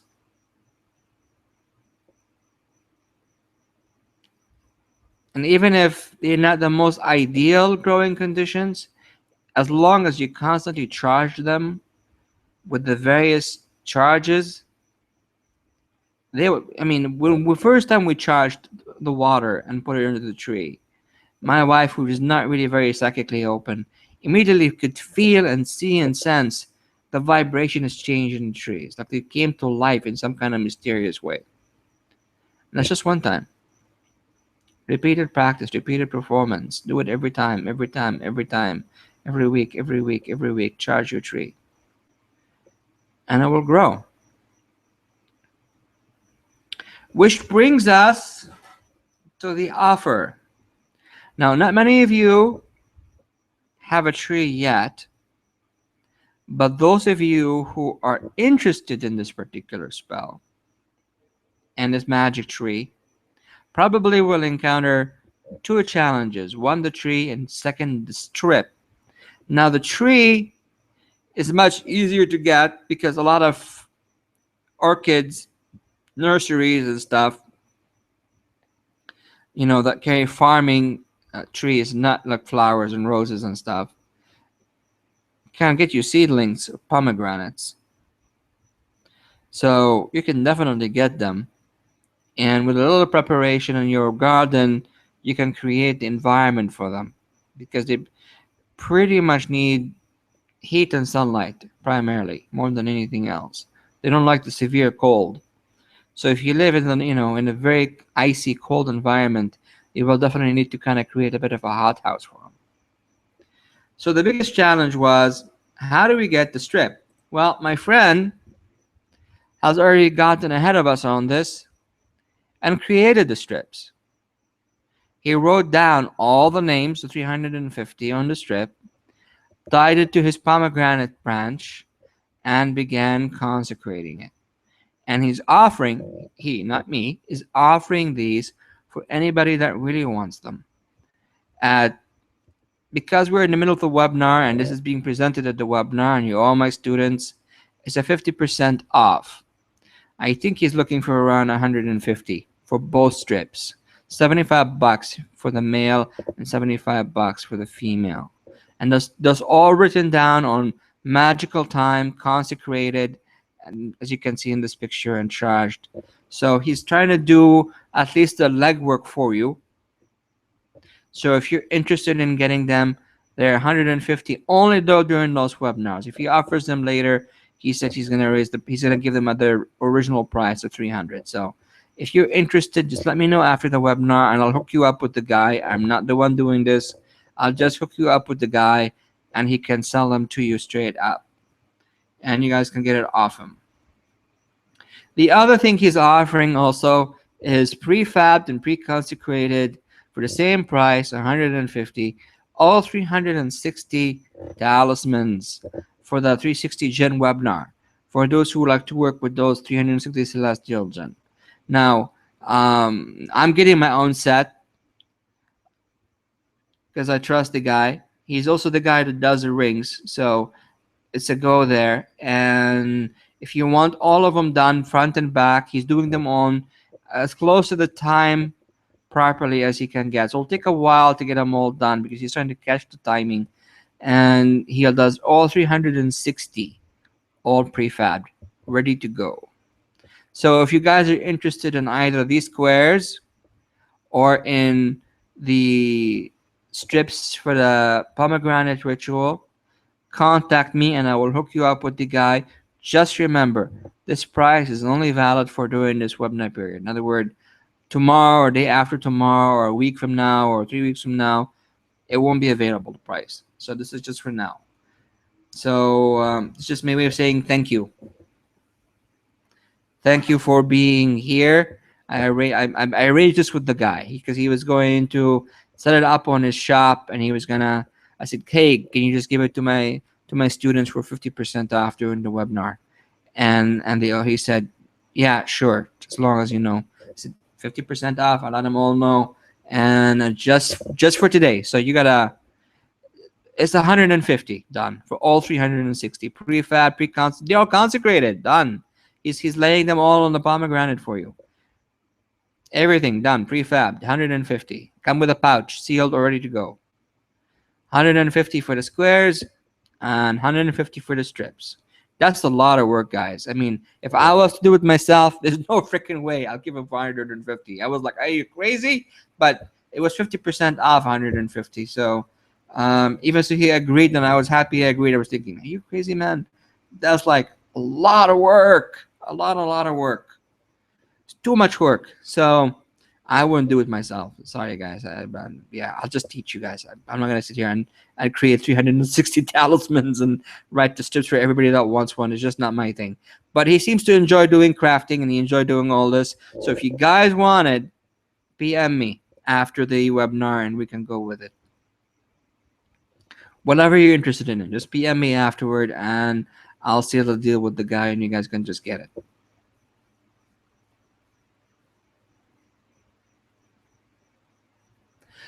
So this is sort of where we are with the pomegranate. This is sort of my gift for you guys. This pomegranate ritual is freaking awesome. It combines the jam, it combines the 700 genie. It's freaking awesome. And I think you guys are going to fall in love with it once you get it. I know. This is why I took a trip. Literally, I took a trip. I didn't want to wait for the thing to be sent by mail. I got on a bus.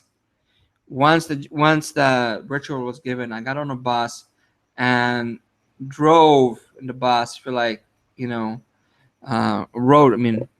Not drove. I was riding. Riding the bus for almost all day, and then slept in the hotel room, picked up the thing, got back straight back home. Another 12-hour trip.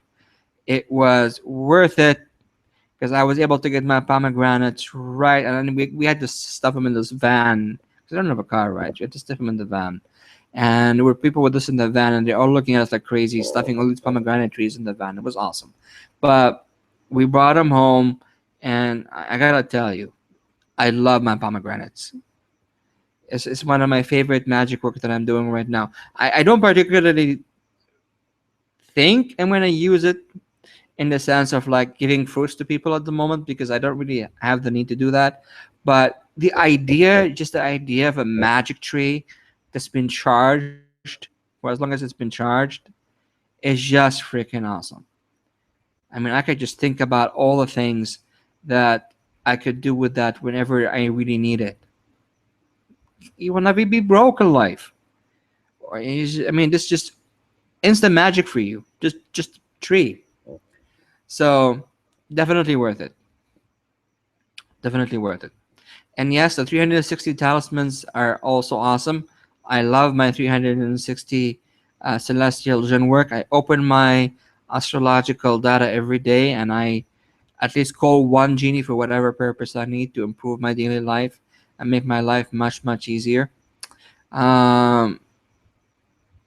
It's really fantastic. So just to let you know, guys, the next thing I'll be releasing, and you're gonna be getting this from me, and I'll warn you in advance.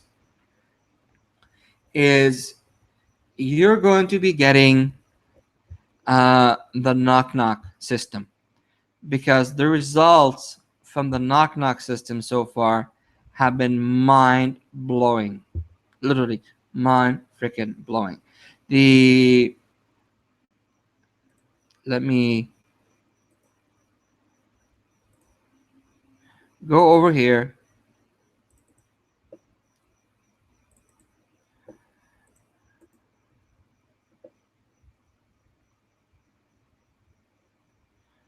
Just show you a little bit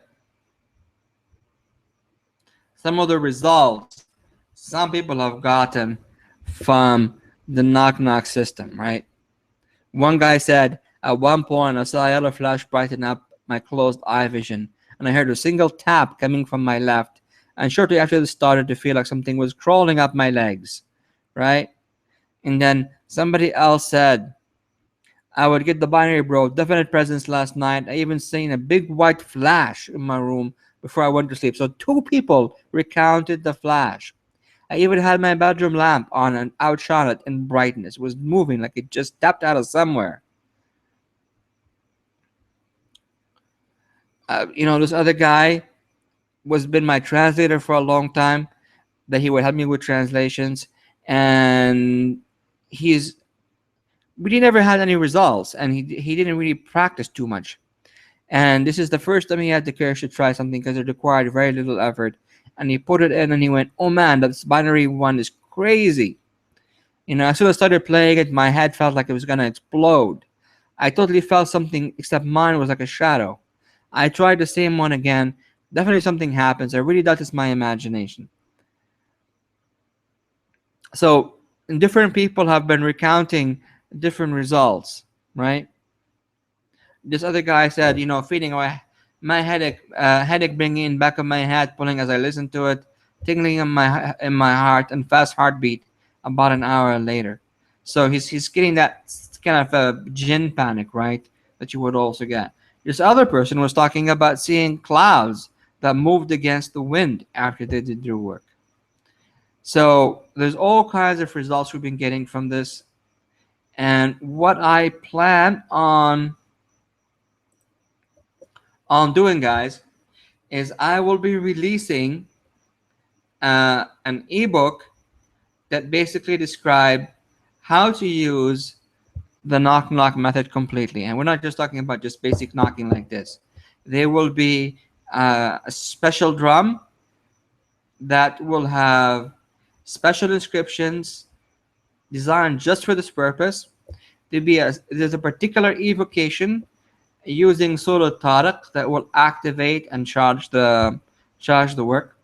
There's also an answer door that you create. Could be either in a big door in your temple space or a small door you can create that the Jinn will use as a kind of response mechanism or a gate or a portal by which he will answer you.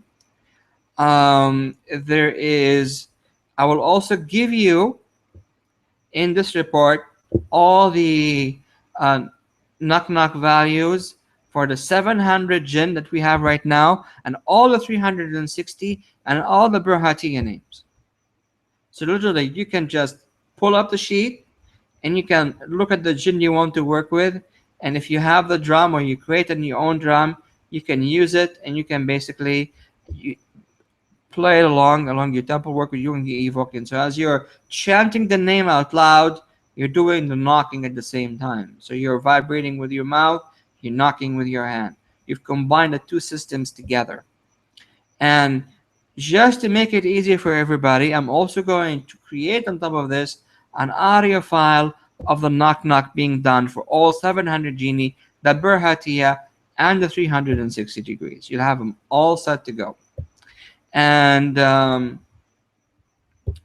for few individuals who are interested, I will also create the knock knock based on your astrological chart. But I don't really want to do that to many people, so I might just limit that to just, I already have one person I'm doing it for. I might add maybe like 2 to 3 more people I'll do this for, where it's basically built on your astrological chart. So the genie there are connected directly to your birth data. And this is a knock knock tape that you can play on a regular basis when you're invoking these genie from the 360 zodiac. So this is the next thing I'm going to be offering you guys. It's a comprehensive system. You get it all one big package, or you can just get any part of the package you want. It's totally up to you. You can get the whole thing, or you can just get parts and pieces of it, and you can practice it. If you're heard of it the first time and you want to do the Shural test, PM me and I will send you the 3 files. But remember, you're dealing with an ifrit. The ones in the package will all be the 700 and 360. I will not include any ifrits there because I don't really want to open too many doors to the underworld. That was just a test we were conducting. Overall, I would like to keep it within those confines. The next webinar I will be doing will be the one related to the magic squares, where we'll go through many magic square designs and how to construct magic squares and how to run them. But frankly speaking, guys, if you get that pomegranate tree and get it running and charge it and infuse it and empower it in a year, I don't think you need any other kind of magic for your material needs. It becomes the only thing you'll need will be just magic for your spiritual development. And for your material needs, love, money, blah, blah, blah, blah, it will all be covered by that tree. Really, just be the tree, the magic tree will cover it for you.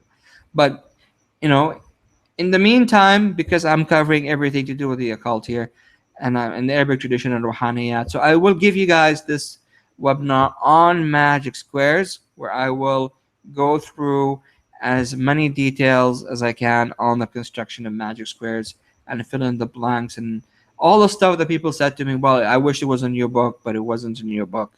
I don't know what to do with your book. It's a pretty awesome freaking book. It's a pretty freaking big book, but I don't know what the hell to do with it. So hopefully in this webinar, you will walk away with really solid understanding of what to do with your magic squares and how to properly apply them or use them. So that will be scheduled sometime. I will be conducting again my continuing with the Son of Knowledge course for those who have enrolled in it.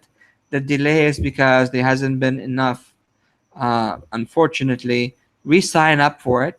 But if you have signed in prior and you've been kind of not pushing yourself hard to continue with the sign up, I would. We just started the book. It'll be a shame to kind of like really sputter out and not finish it. Since we're just in the beginning few pages of it.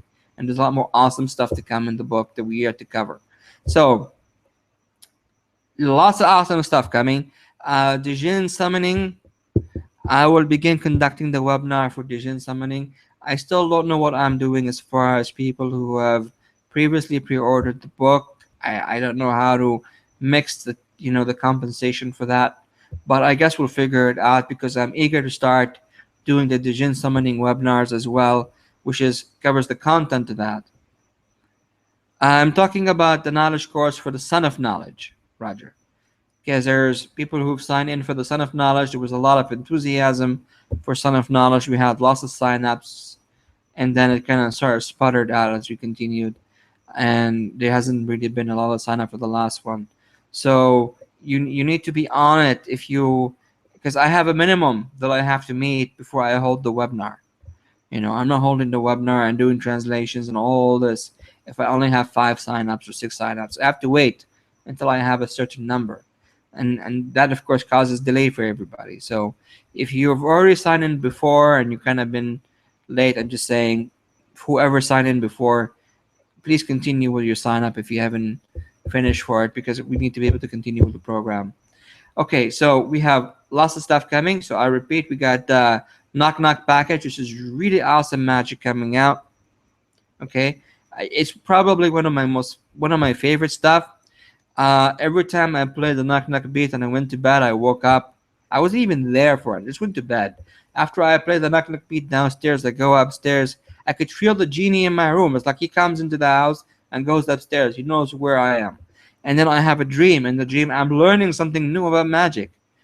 Something completely new. So, and that's just only been 1 or 2 tests. So I'm looking forward to the Knock Knock package. I think it's going to be revolutionary as far as Jinn summoning is concerned, opening a whole new segment of ways of working with the Jinn that we have never really explored enough. And then, of course, we got the Talisman and Magic Squares webinar coming up. It's a must-have if you ever liked or wanted to learn more about Magic Squares. We have the Sun of Knowledge again, continuing the program. Where I think at part 4, part 5 of the Sun of Knowledge, and I should be holding the webinar on part 4 or part 5 sometime this month, within the first week. I just wanted to get 700 out of the way first, and then I will do Son of Knowledge. It's ready to go. I have my papers, my notes, and everything ready. So we have this. So August, guys, is going to be a very full month. We have 3 or 4 things that are happening in August, and I think it's going to be fantastic. If there's if there's anything else, any questions, any comments, anything at all, the floor is open. Let me know.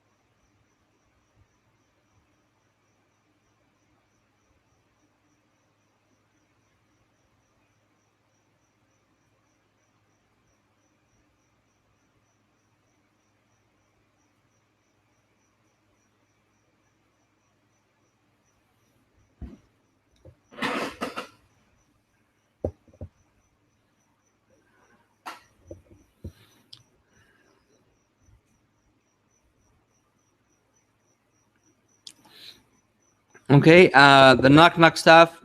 There's the audio file I sent to everybody. If you want it, I can send it to you again. This is just a test using Chagall. The 3 files: the septa binary, the classical binary, and the golden mean binary.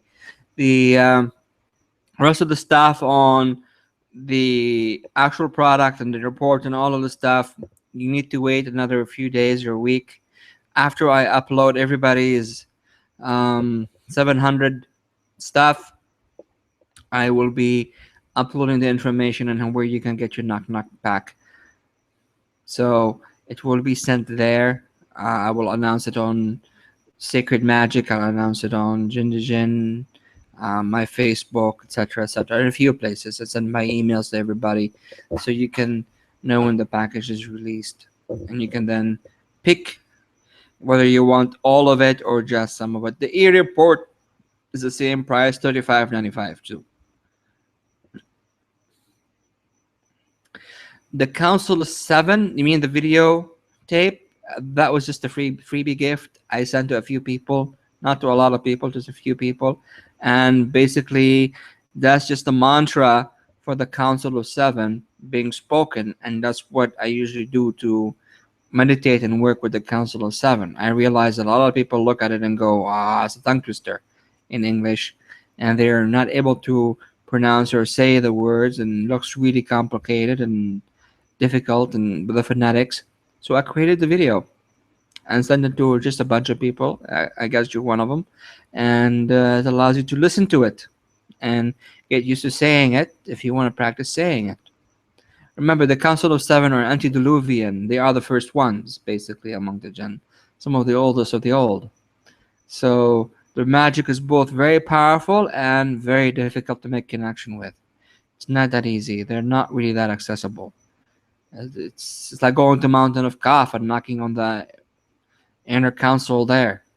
So, but if you listen to this mantra on a regular basis, or get used to saying the words of the mantra on a regular basis, if we're lucky, cross your fingers, both hands, in a few months or a year, you'll start to get some serious traction with the Council of 7, and maybe even get visits and maybe even make contact. Be one of the few lucky humans who've made contact. And if you don't, you can just chant the mantra and use it to command other jinn with the Council of Seven. They know who we're talking about, and they would respond accordingly. So either way is useful. Either way is useful.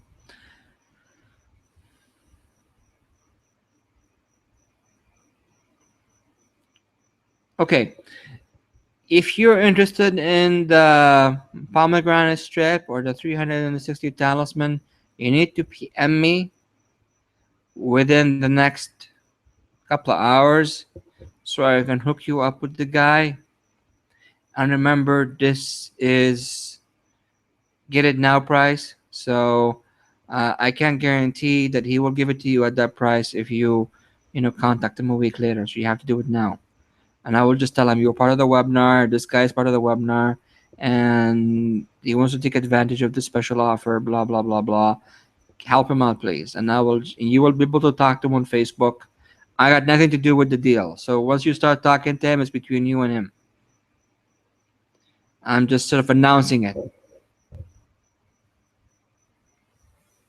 Okay.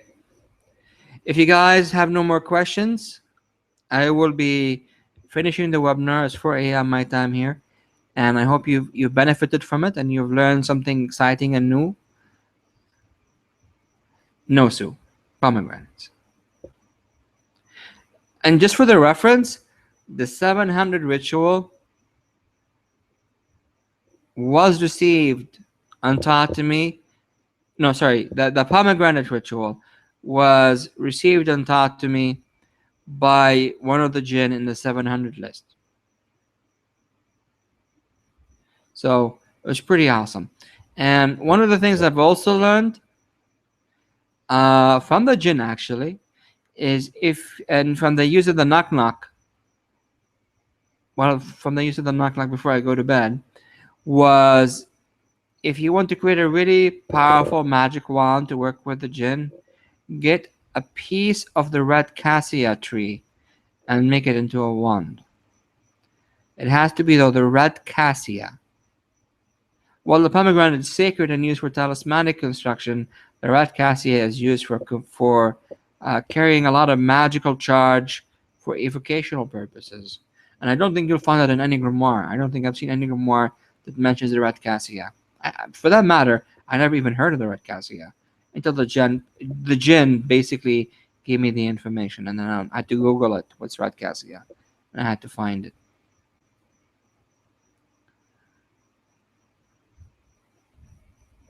Let me type it in here just in case. My pronunciation is squirf. Here we go.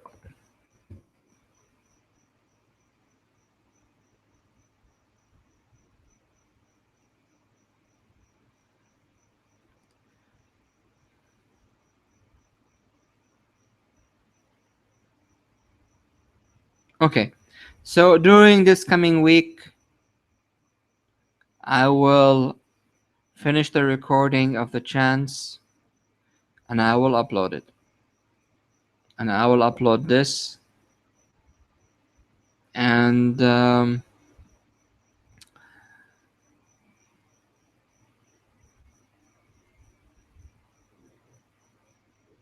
will also release the knock knock stuff. Since you guys have me here, anything else that I can help you guys with?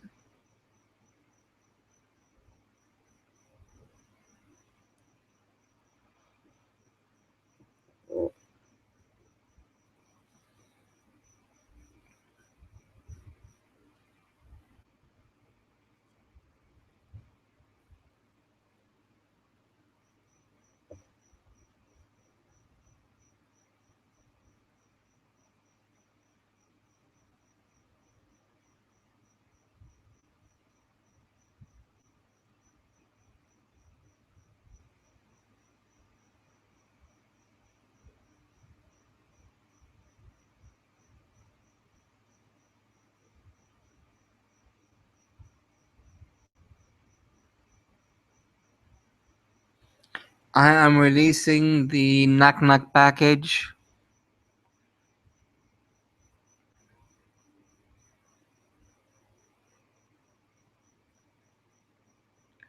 And announcing the sign up for the magic squares and talismans. Oh, that's good, Dave. I will be getting my.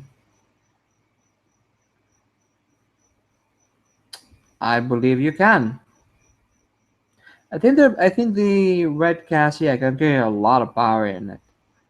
The way that Jin described it to me is you can literally cover it with pouches full of magical talismanic charges, and I will carry them all.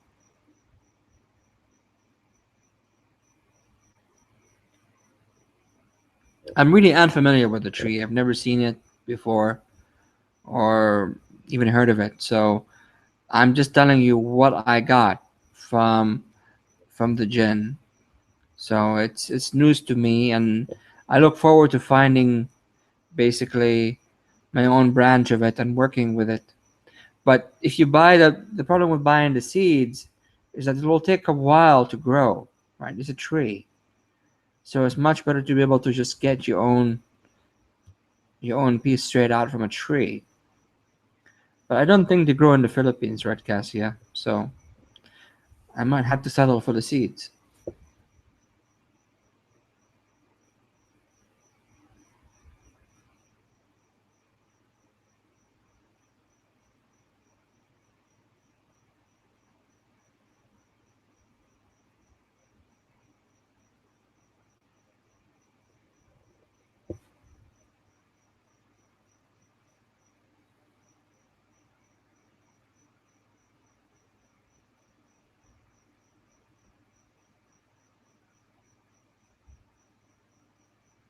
You want a Berhatia webinar?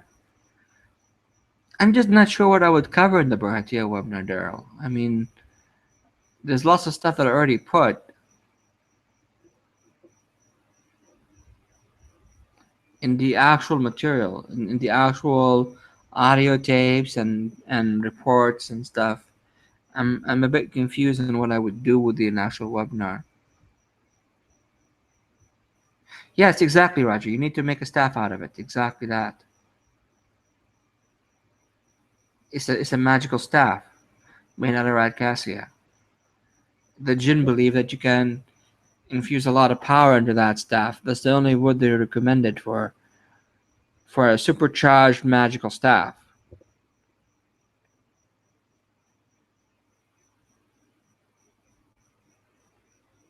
Yes, the 360 Jinn webinar is still available. All the webinars are still available. They're just on replay.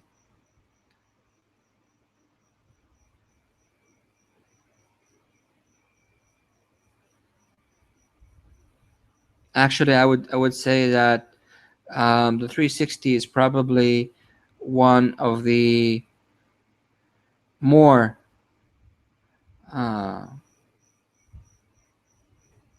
important webinars that I've done as far as the system goes, because of working it directly with the planetary energies and opening doorways to the planets using the 360 has been a very effective system.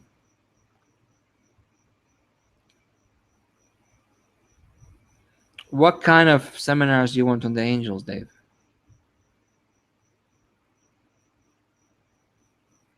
Like what topic in particular?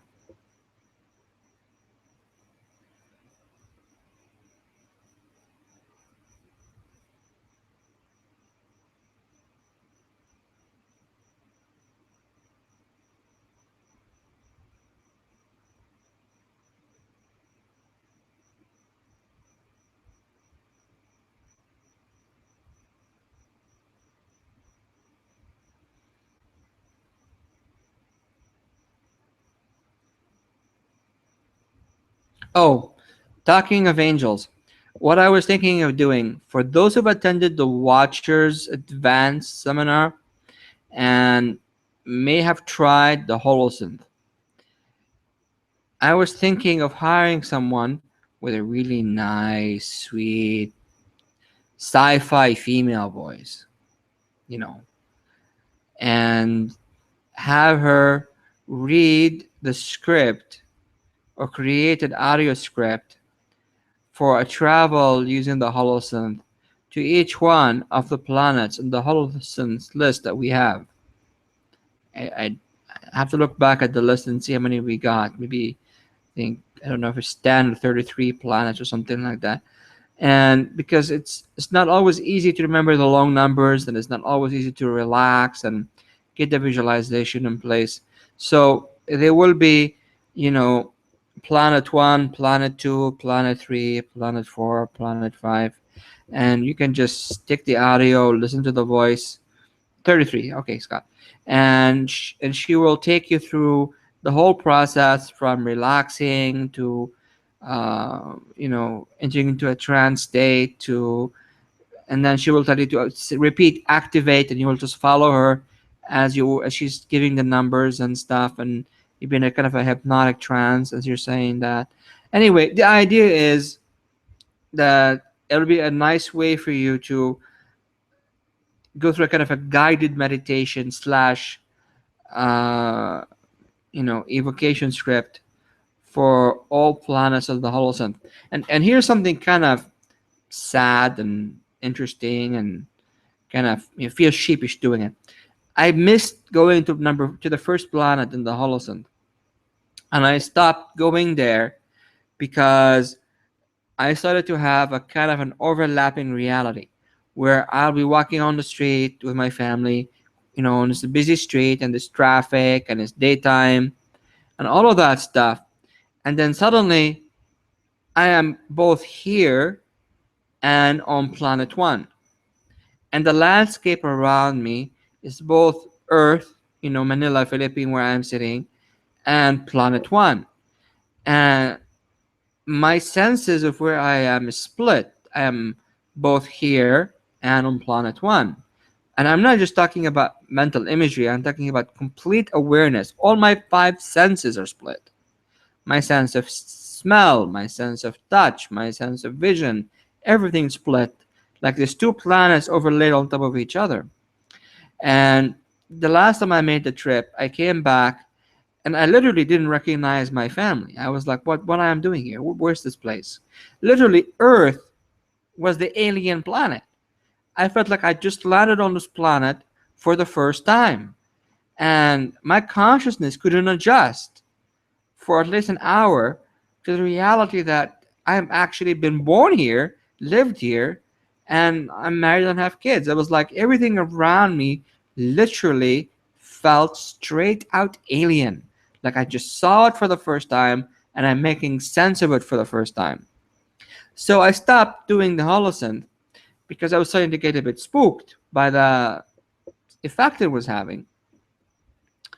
But I kept missing the planet, missing my experience on it, missing wanting to go there. So in a very tired kind of 5 o'clock in the morning, my brain not working right, I pulled out the holosynth sheet and I used the numbers. But I got the wrong numbers in the list, and I didn't realize I was using the wrong numbers. I forgot one page, and I was reading them like vertically instead of horizontal. Anyway, the whole thing I was doing was completely screwed up. My brain wasn't functioning properly. I was like drunk, I think, but I wasn't. I don't drink.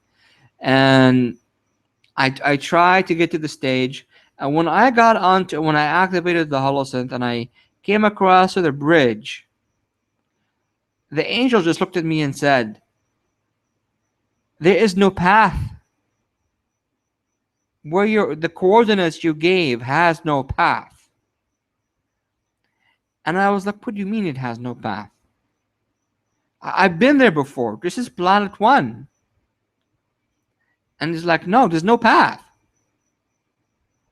And I came back and I was really irritated, thinking, "Oh my God, I'm so out of practice. Blah blah blah blah.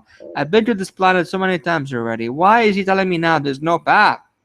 And that's when I looked at the numbers and I realized I inserted the wrong holosynth coordinates. So even so, I thought I inserted the right coordinates. The angel pointed out the coordinates were wrong.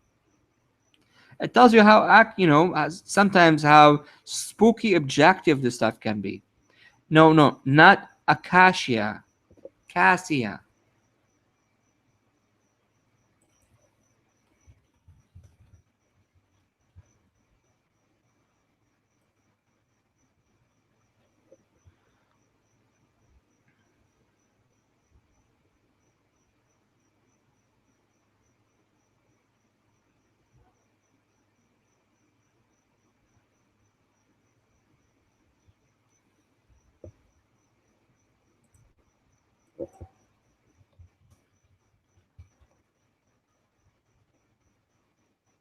This one.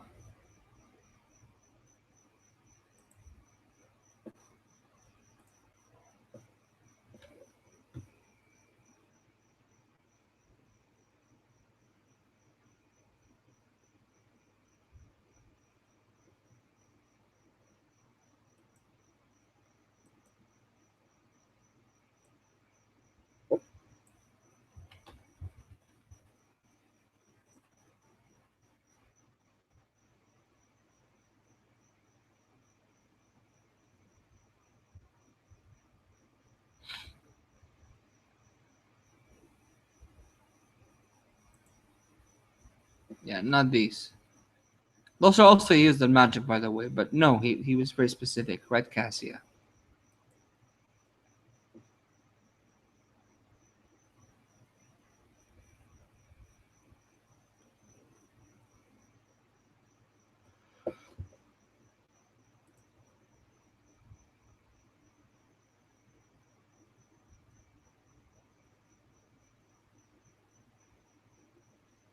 Oh my lord. No. No, Sue. Red cassia. This one.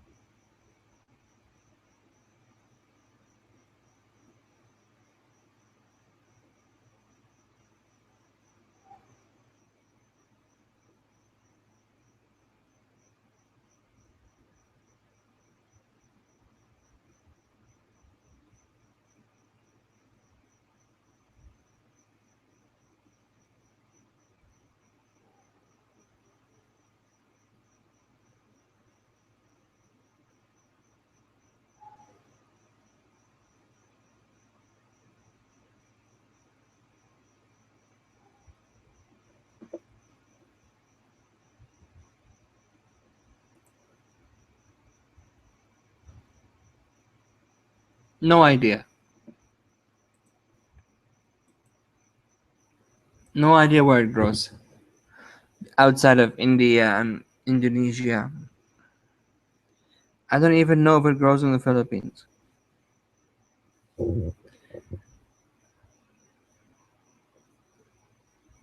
You will have to look around for it.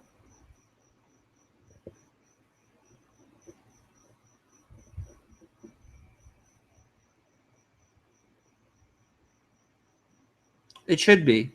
Pomegranate should be able to grow in California. You should have no trouble with pomegranates there. It's only in very cold climates that it becomes a problem. When you have constant snow, stuff like that on the landscape, and then they suffer. They like sunshine. Wow. Yeah, absolutely, Scott. The combination of pomegranate right with a red cassia tree should be really awesome. Yes, Sue, pomegranate trees are available in California.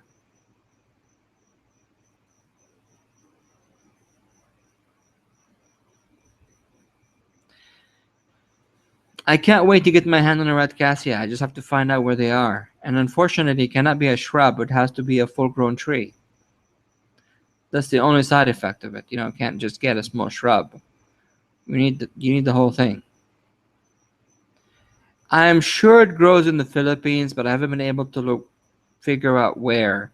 And Filipinos are not really very much botanically inclined, so I have to do some digging to try and locate where it is.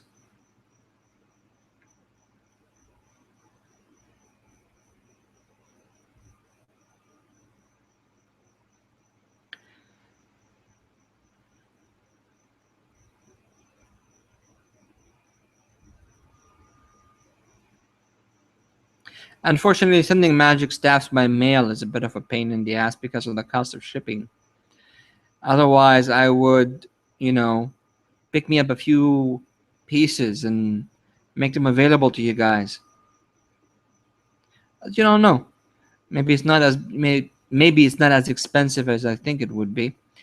Talking of which, I have to check the shipping here, but I probably can get away with producing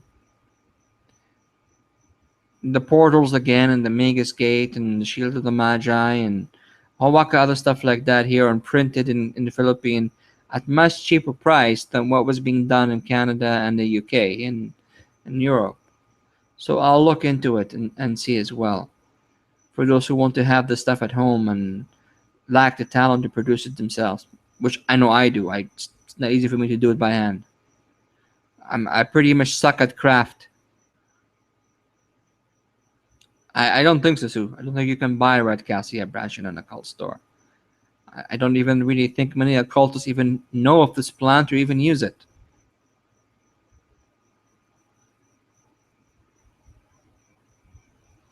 On another topic, when I went to the island and I did my evocation on the bow, as I mentioned in the story, for those who've seen it, and for those who haven't, I repeat it. When I was standing on the boat, staring at the island, and I did the evocation, and the island has nobody on it. And after about an hour of on-off evocation, there was light that appeared on one of the trees, which was pretty freaking awesome. And then me and the boatman approached the tree, but it was of course obviously on a cliff, so we're in the water. So we're just approaching toward the cliff where the tree was when the temperature really increased really high, and it got super hot, like really hot. Like you're coming, instead of just being in the ocean and cold air hitting you, it's like you're coming next to a fireplace. That kind of hot. It was crazy hot. And we could even smell what smells like cinder and tobacco in the air, and there's no fire anywhere. So I was thinking about the experience on just this island, and I was planning a trip to Indonesia, China, or Nepal, where I'm gonna explore further, trying to find access to the Jinn caves and Jinn mountains and more Jinn areas, as far as my latest data is concerned about that. And all right, frankly, on one hand, I'm kind of like, since I gained a lot of weight, I'm not very social like I used to be.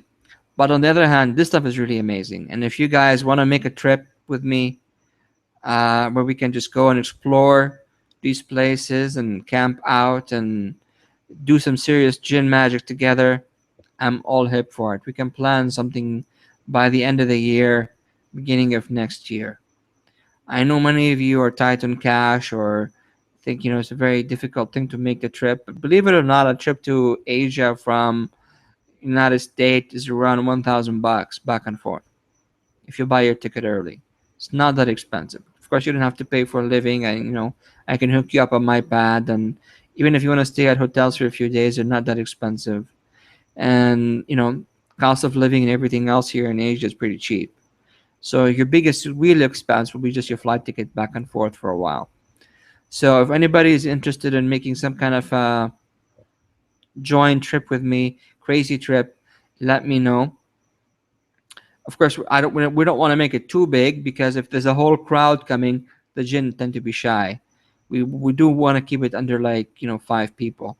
But if anybody is interested, just ring me, and we can organize something like this. But if nobody is interested, that's okay. I will just make the trip my own and record my crazy adventures. Some people have midlife crisis and start dating 18-year-olds and buying Ferrari. I hit my 40s and I'm exploring mountains in China looking for interest of the Jinn Kingdom. Talk about, a magician's midlife crisis. Okay. But it should be a lot of fun. And I gotta tell you guys, I really have to tell you, I know I didn't take pictures at the time because I didn't want to bring the camera in the tiny boat I was in. But there is just something spectacular, literally, about being in a tiny boat, size of a rowboat, in the middle of the ocean, but right across an uninhabited Pacific island full of palm trees and all kind of animal noises from the jungle.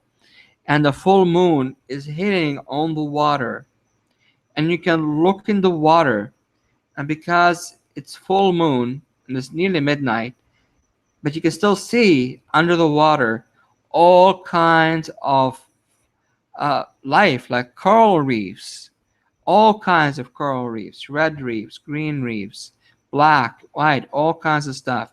You can see fish, including dangerous fish you shouldn't really be stepping on. And you're just sitting there. You can literally just put your hand in the water because you're so close, and touch it if you wanted. And right across from you is this island that nobody lives in, and you're just doing your magic in the middle of the ocean. There's nothing, just you and the ocean and the sea life and the wilderness of the forest. I mean, my God. Okay, maybe the results weren't as fantastic as some of the stuff I got out of my temple practices, but freaking A, the experience was really magical.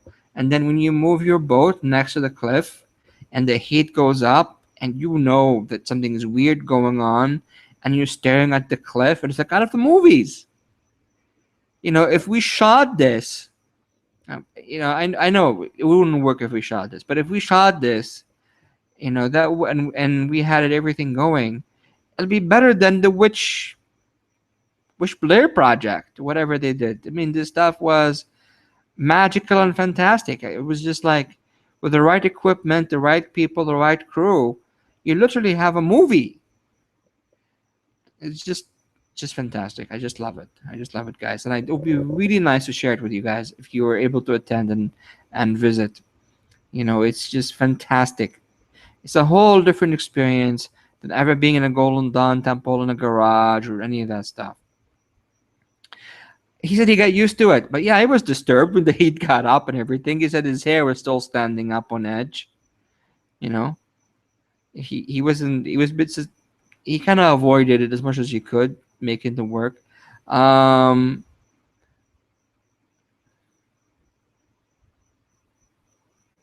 the first time I took my kid and my wife there, though, it kind of didn't pan out as well as I liked. I started doing the evocation, and my 10-year-old started having a serious freak out attack. Want to go home? Want to go home? This is scary. I'm gonna die. I'm gonna die. I'm gonna die.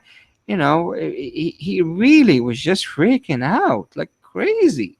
And when we asked him what happened, he said he saw what looked like a person underwater with arms pushing under the boat. And we said, was it a fish? He said, no. Was it a reflection? He said, no. We asked him a million questions. He said, no. He was insisting it was some kind of a humanoid figure with arms under the boat. But when we came into the surface, he changed the story. He said it was He just told the story because he was scared that he's gonna drown. Not like, there was a reason for him to drown. So we could never really confirm anymore if we saw it, he didn't see it. So that's when I went on my own again next time, without the camera, without the kid, etc., and just did it solo with the boatman. So so yeah, the kid freaked out. I'm not really sure about the boatman.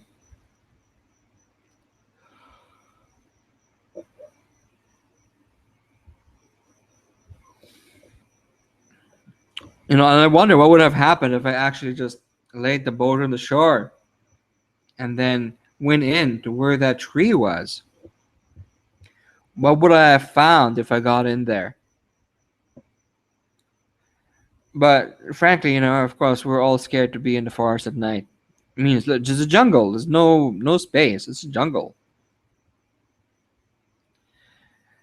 You don't know what kind of wildlife there is there. It's not inhabited. It's a jungle.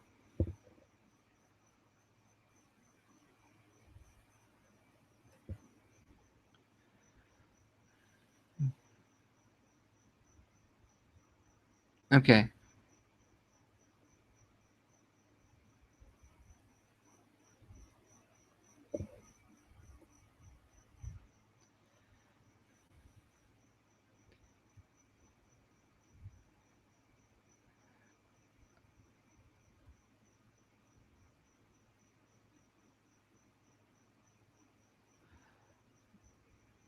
Any feedback, comments, questions, anything from anybody? Thoughts? Open mic.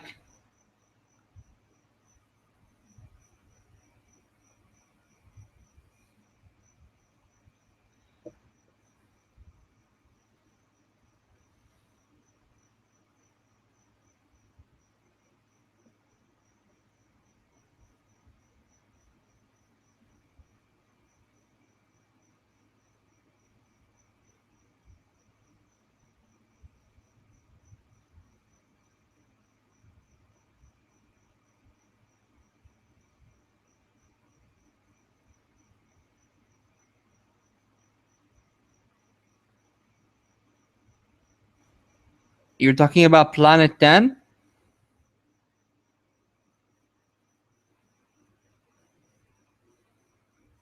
I don't know if they're forbidden. The Watcher said Planet 10 should be avoided, and they just said it should be avoided because it's a bad place. They never explained why it's a bad place. Nobody went there, no.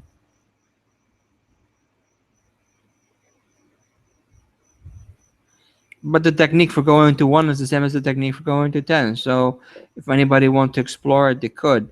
The thing about the HoloSense, though, is it's going to require some practice because you have to detach part of your soul and project it outward through and have the angel basically carry you through and create the soul link between the two different locations. So it takes a while to really get it kicking in the HoloSynth if you have no experience with it. But once it happens, it's just fantastic. It's just amazing. You just have to be patient and continue to practice it on a regular basis, which is why I thought about creating these CDs to make life easier. And I will include number 10. It's not forbidden to include. It's just that the watch is recommended. I don't go there because it's not a good place. Could you sustain harm? Well, I don't know what the place looks like. It's hard to say. I don't know. Frankly, I have no idea. I mean, you're not physically there, but your soul is there, or a fragment or a fracture of your soul is there, and that links to you. And as I said, it begins to overlap. So it's hard to say. But if you just, I guess, go in there and take a sneak peek, probably would not have lasting damage. But I cannot say honestly because I haven't been there. I've only been to Planet One and nothing else. None of the other planets have I visited. Just Planet One.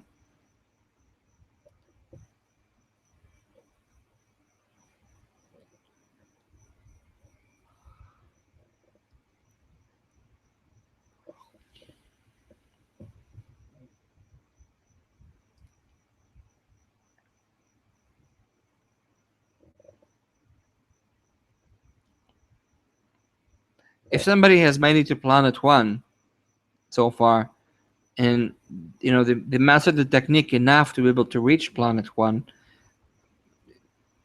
maybe we should make a joint effort to explore all remaining 33 planets and record our experiences and share them after we're done and see what we find. Literally, go where no one has gone before.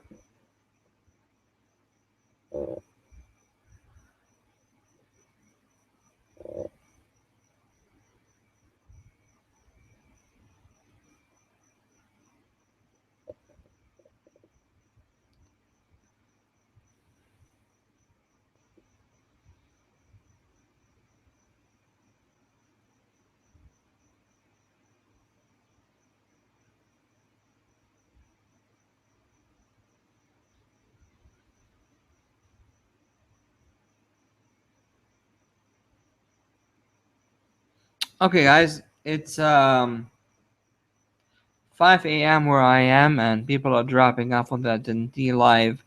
So I'm gonna close this here for now. Um, we will be meeting later for other webinars and things like this, and I will be sending you all the updated files for the 700 Jinn webinar, and to really activate the power of 700 Jinn, depending on what you would like. If you still have any questions or unclear about something, you can just PM me, and know that you do also have access to a free 1 hour chat on Skype that you can schedule if you like at any time, and we can discuss this topic or any other topic related to it for 1 hour, 1 hour and a half. It's totally free on Skype. Okay, so thank you all for showing up. This has been another fantastic webinar, and I hope everybody walks out of this webinar with some amazing magic that they can use and benefit from. And remember to use the 360 by pulling up the astrological chart on a daily basis and seeing the planets you want to work with. And don't hesitate to put to regular use as much of the 700 Jinn, the Jan, because we've covered already the Jan webinar, the 360 webinar, the 700 webinar. So the combination of all this, and the people requesting the Berhatiya, so I might do a more comprehensive Berhatiya webinar as well for those interested. And I believe the combination of all this together amounts to a fantastic system that you can work with on a regular basis that will keep you busy for a long time to come. And it's by no means the extent of all we will be covering. There's some other fabulous stuff that I put into reports before that I will revisit in webinar form by combining it together with additional material and expanding on all of the stuff. We have here a foundational material for an amazing magical system, and it's as amazing as you guys put it into practice. So this is the keyword: practice, practice, practice, practice. Love you guys all. Yes, love you, love you, love you. And I will chat you later. God bless.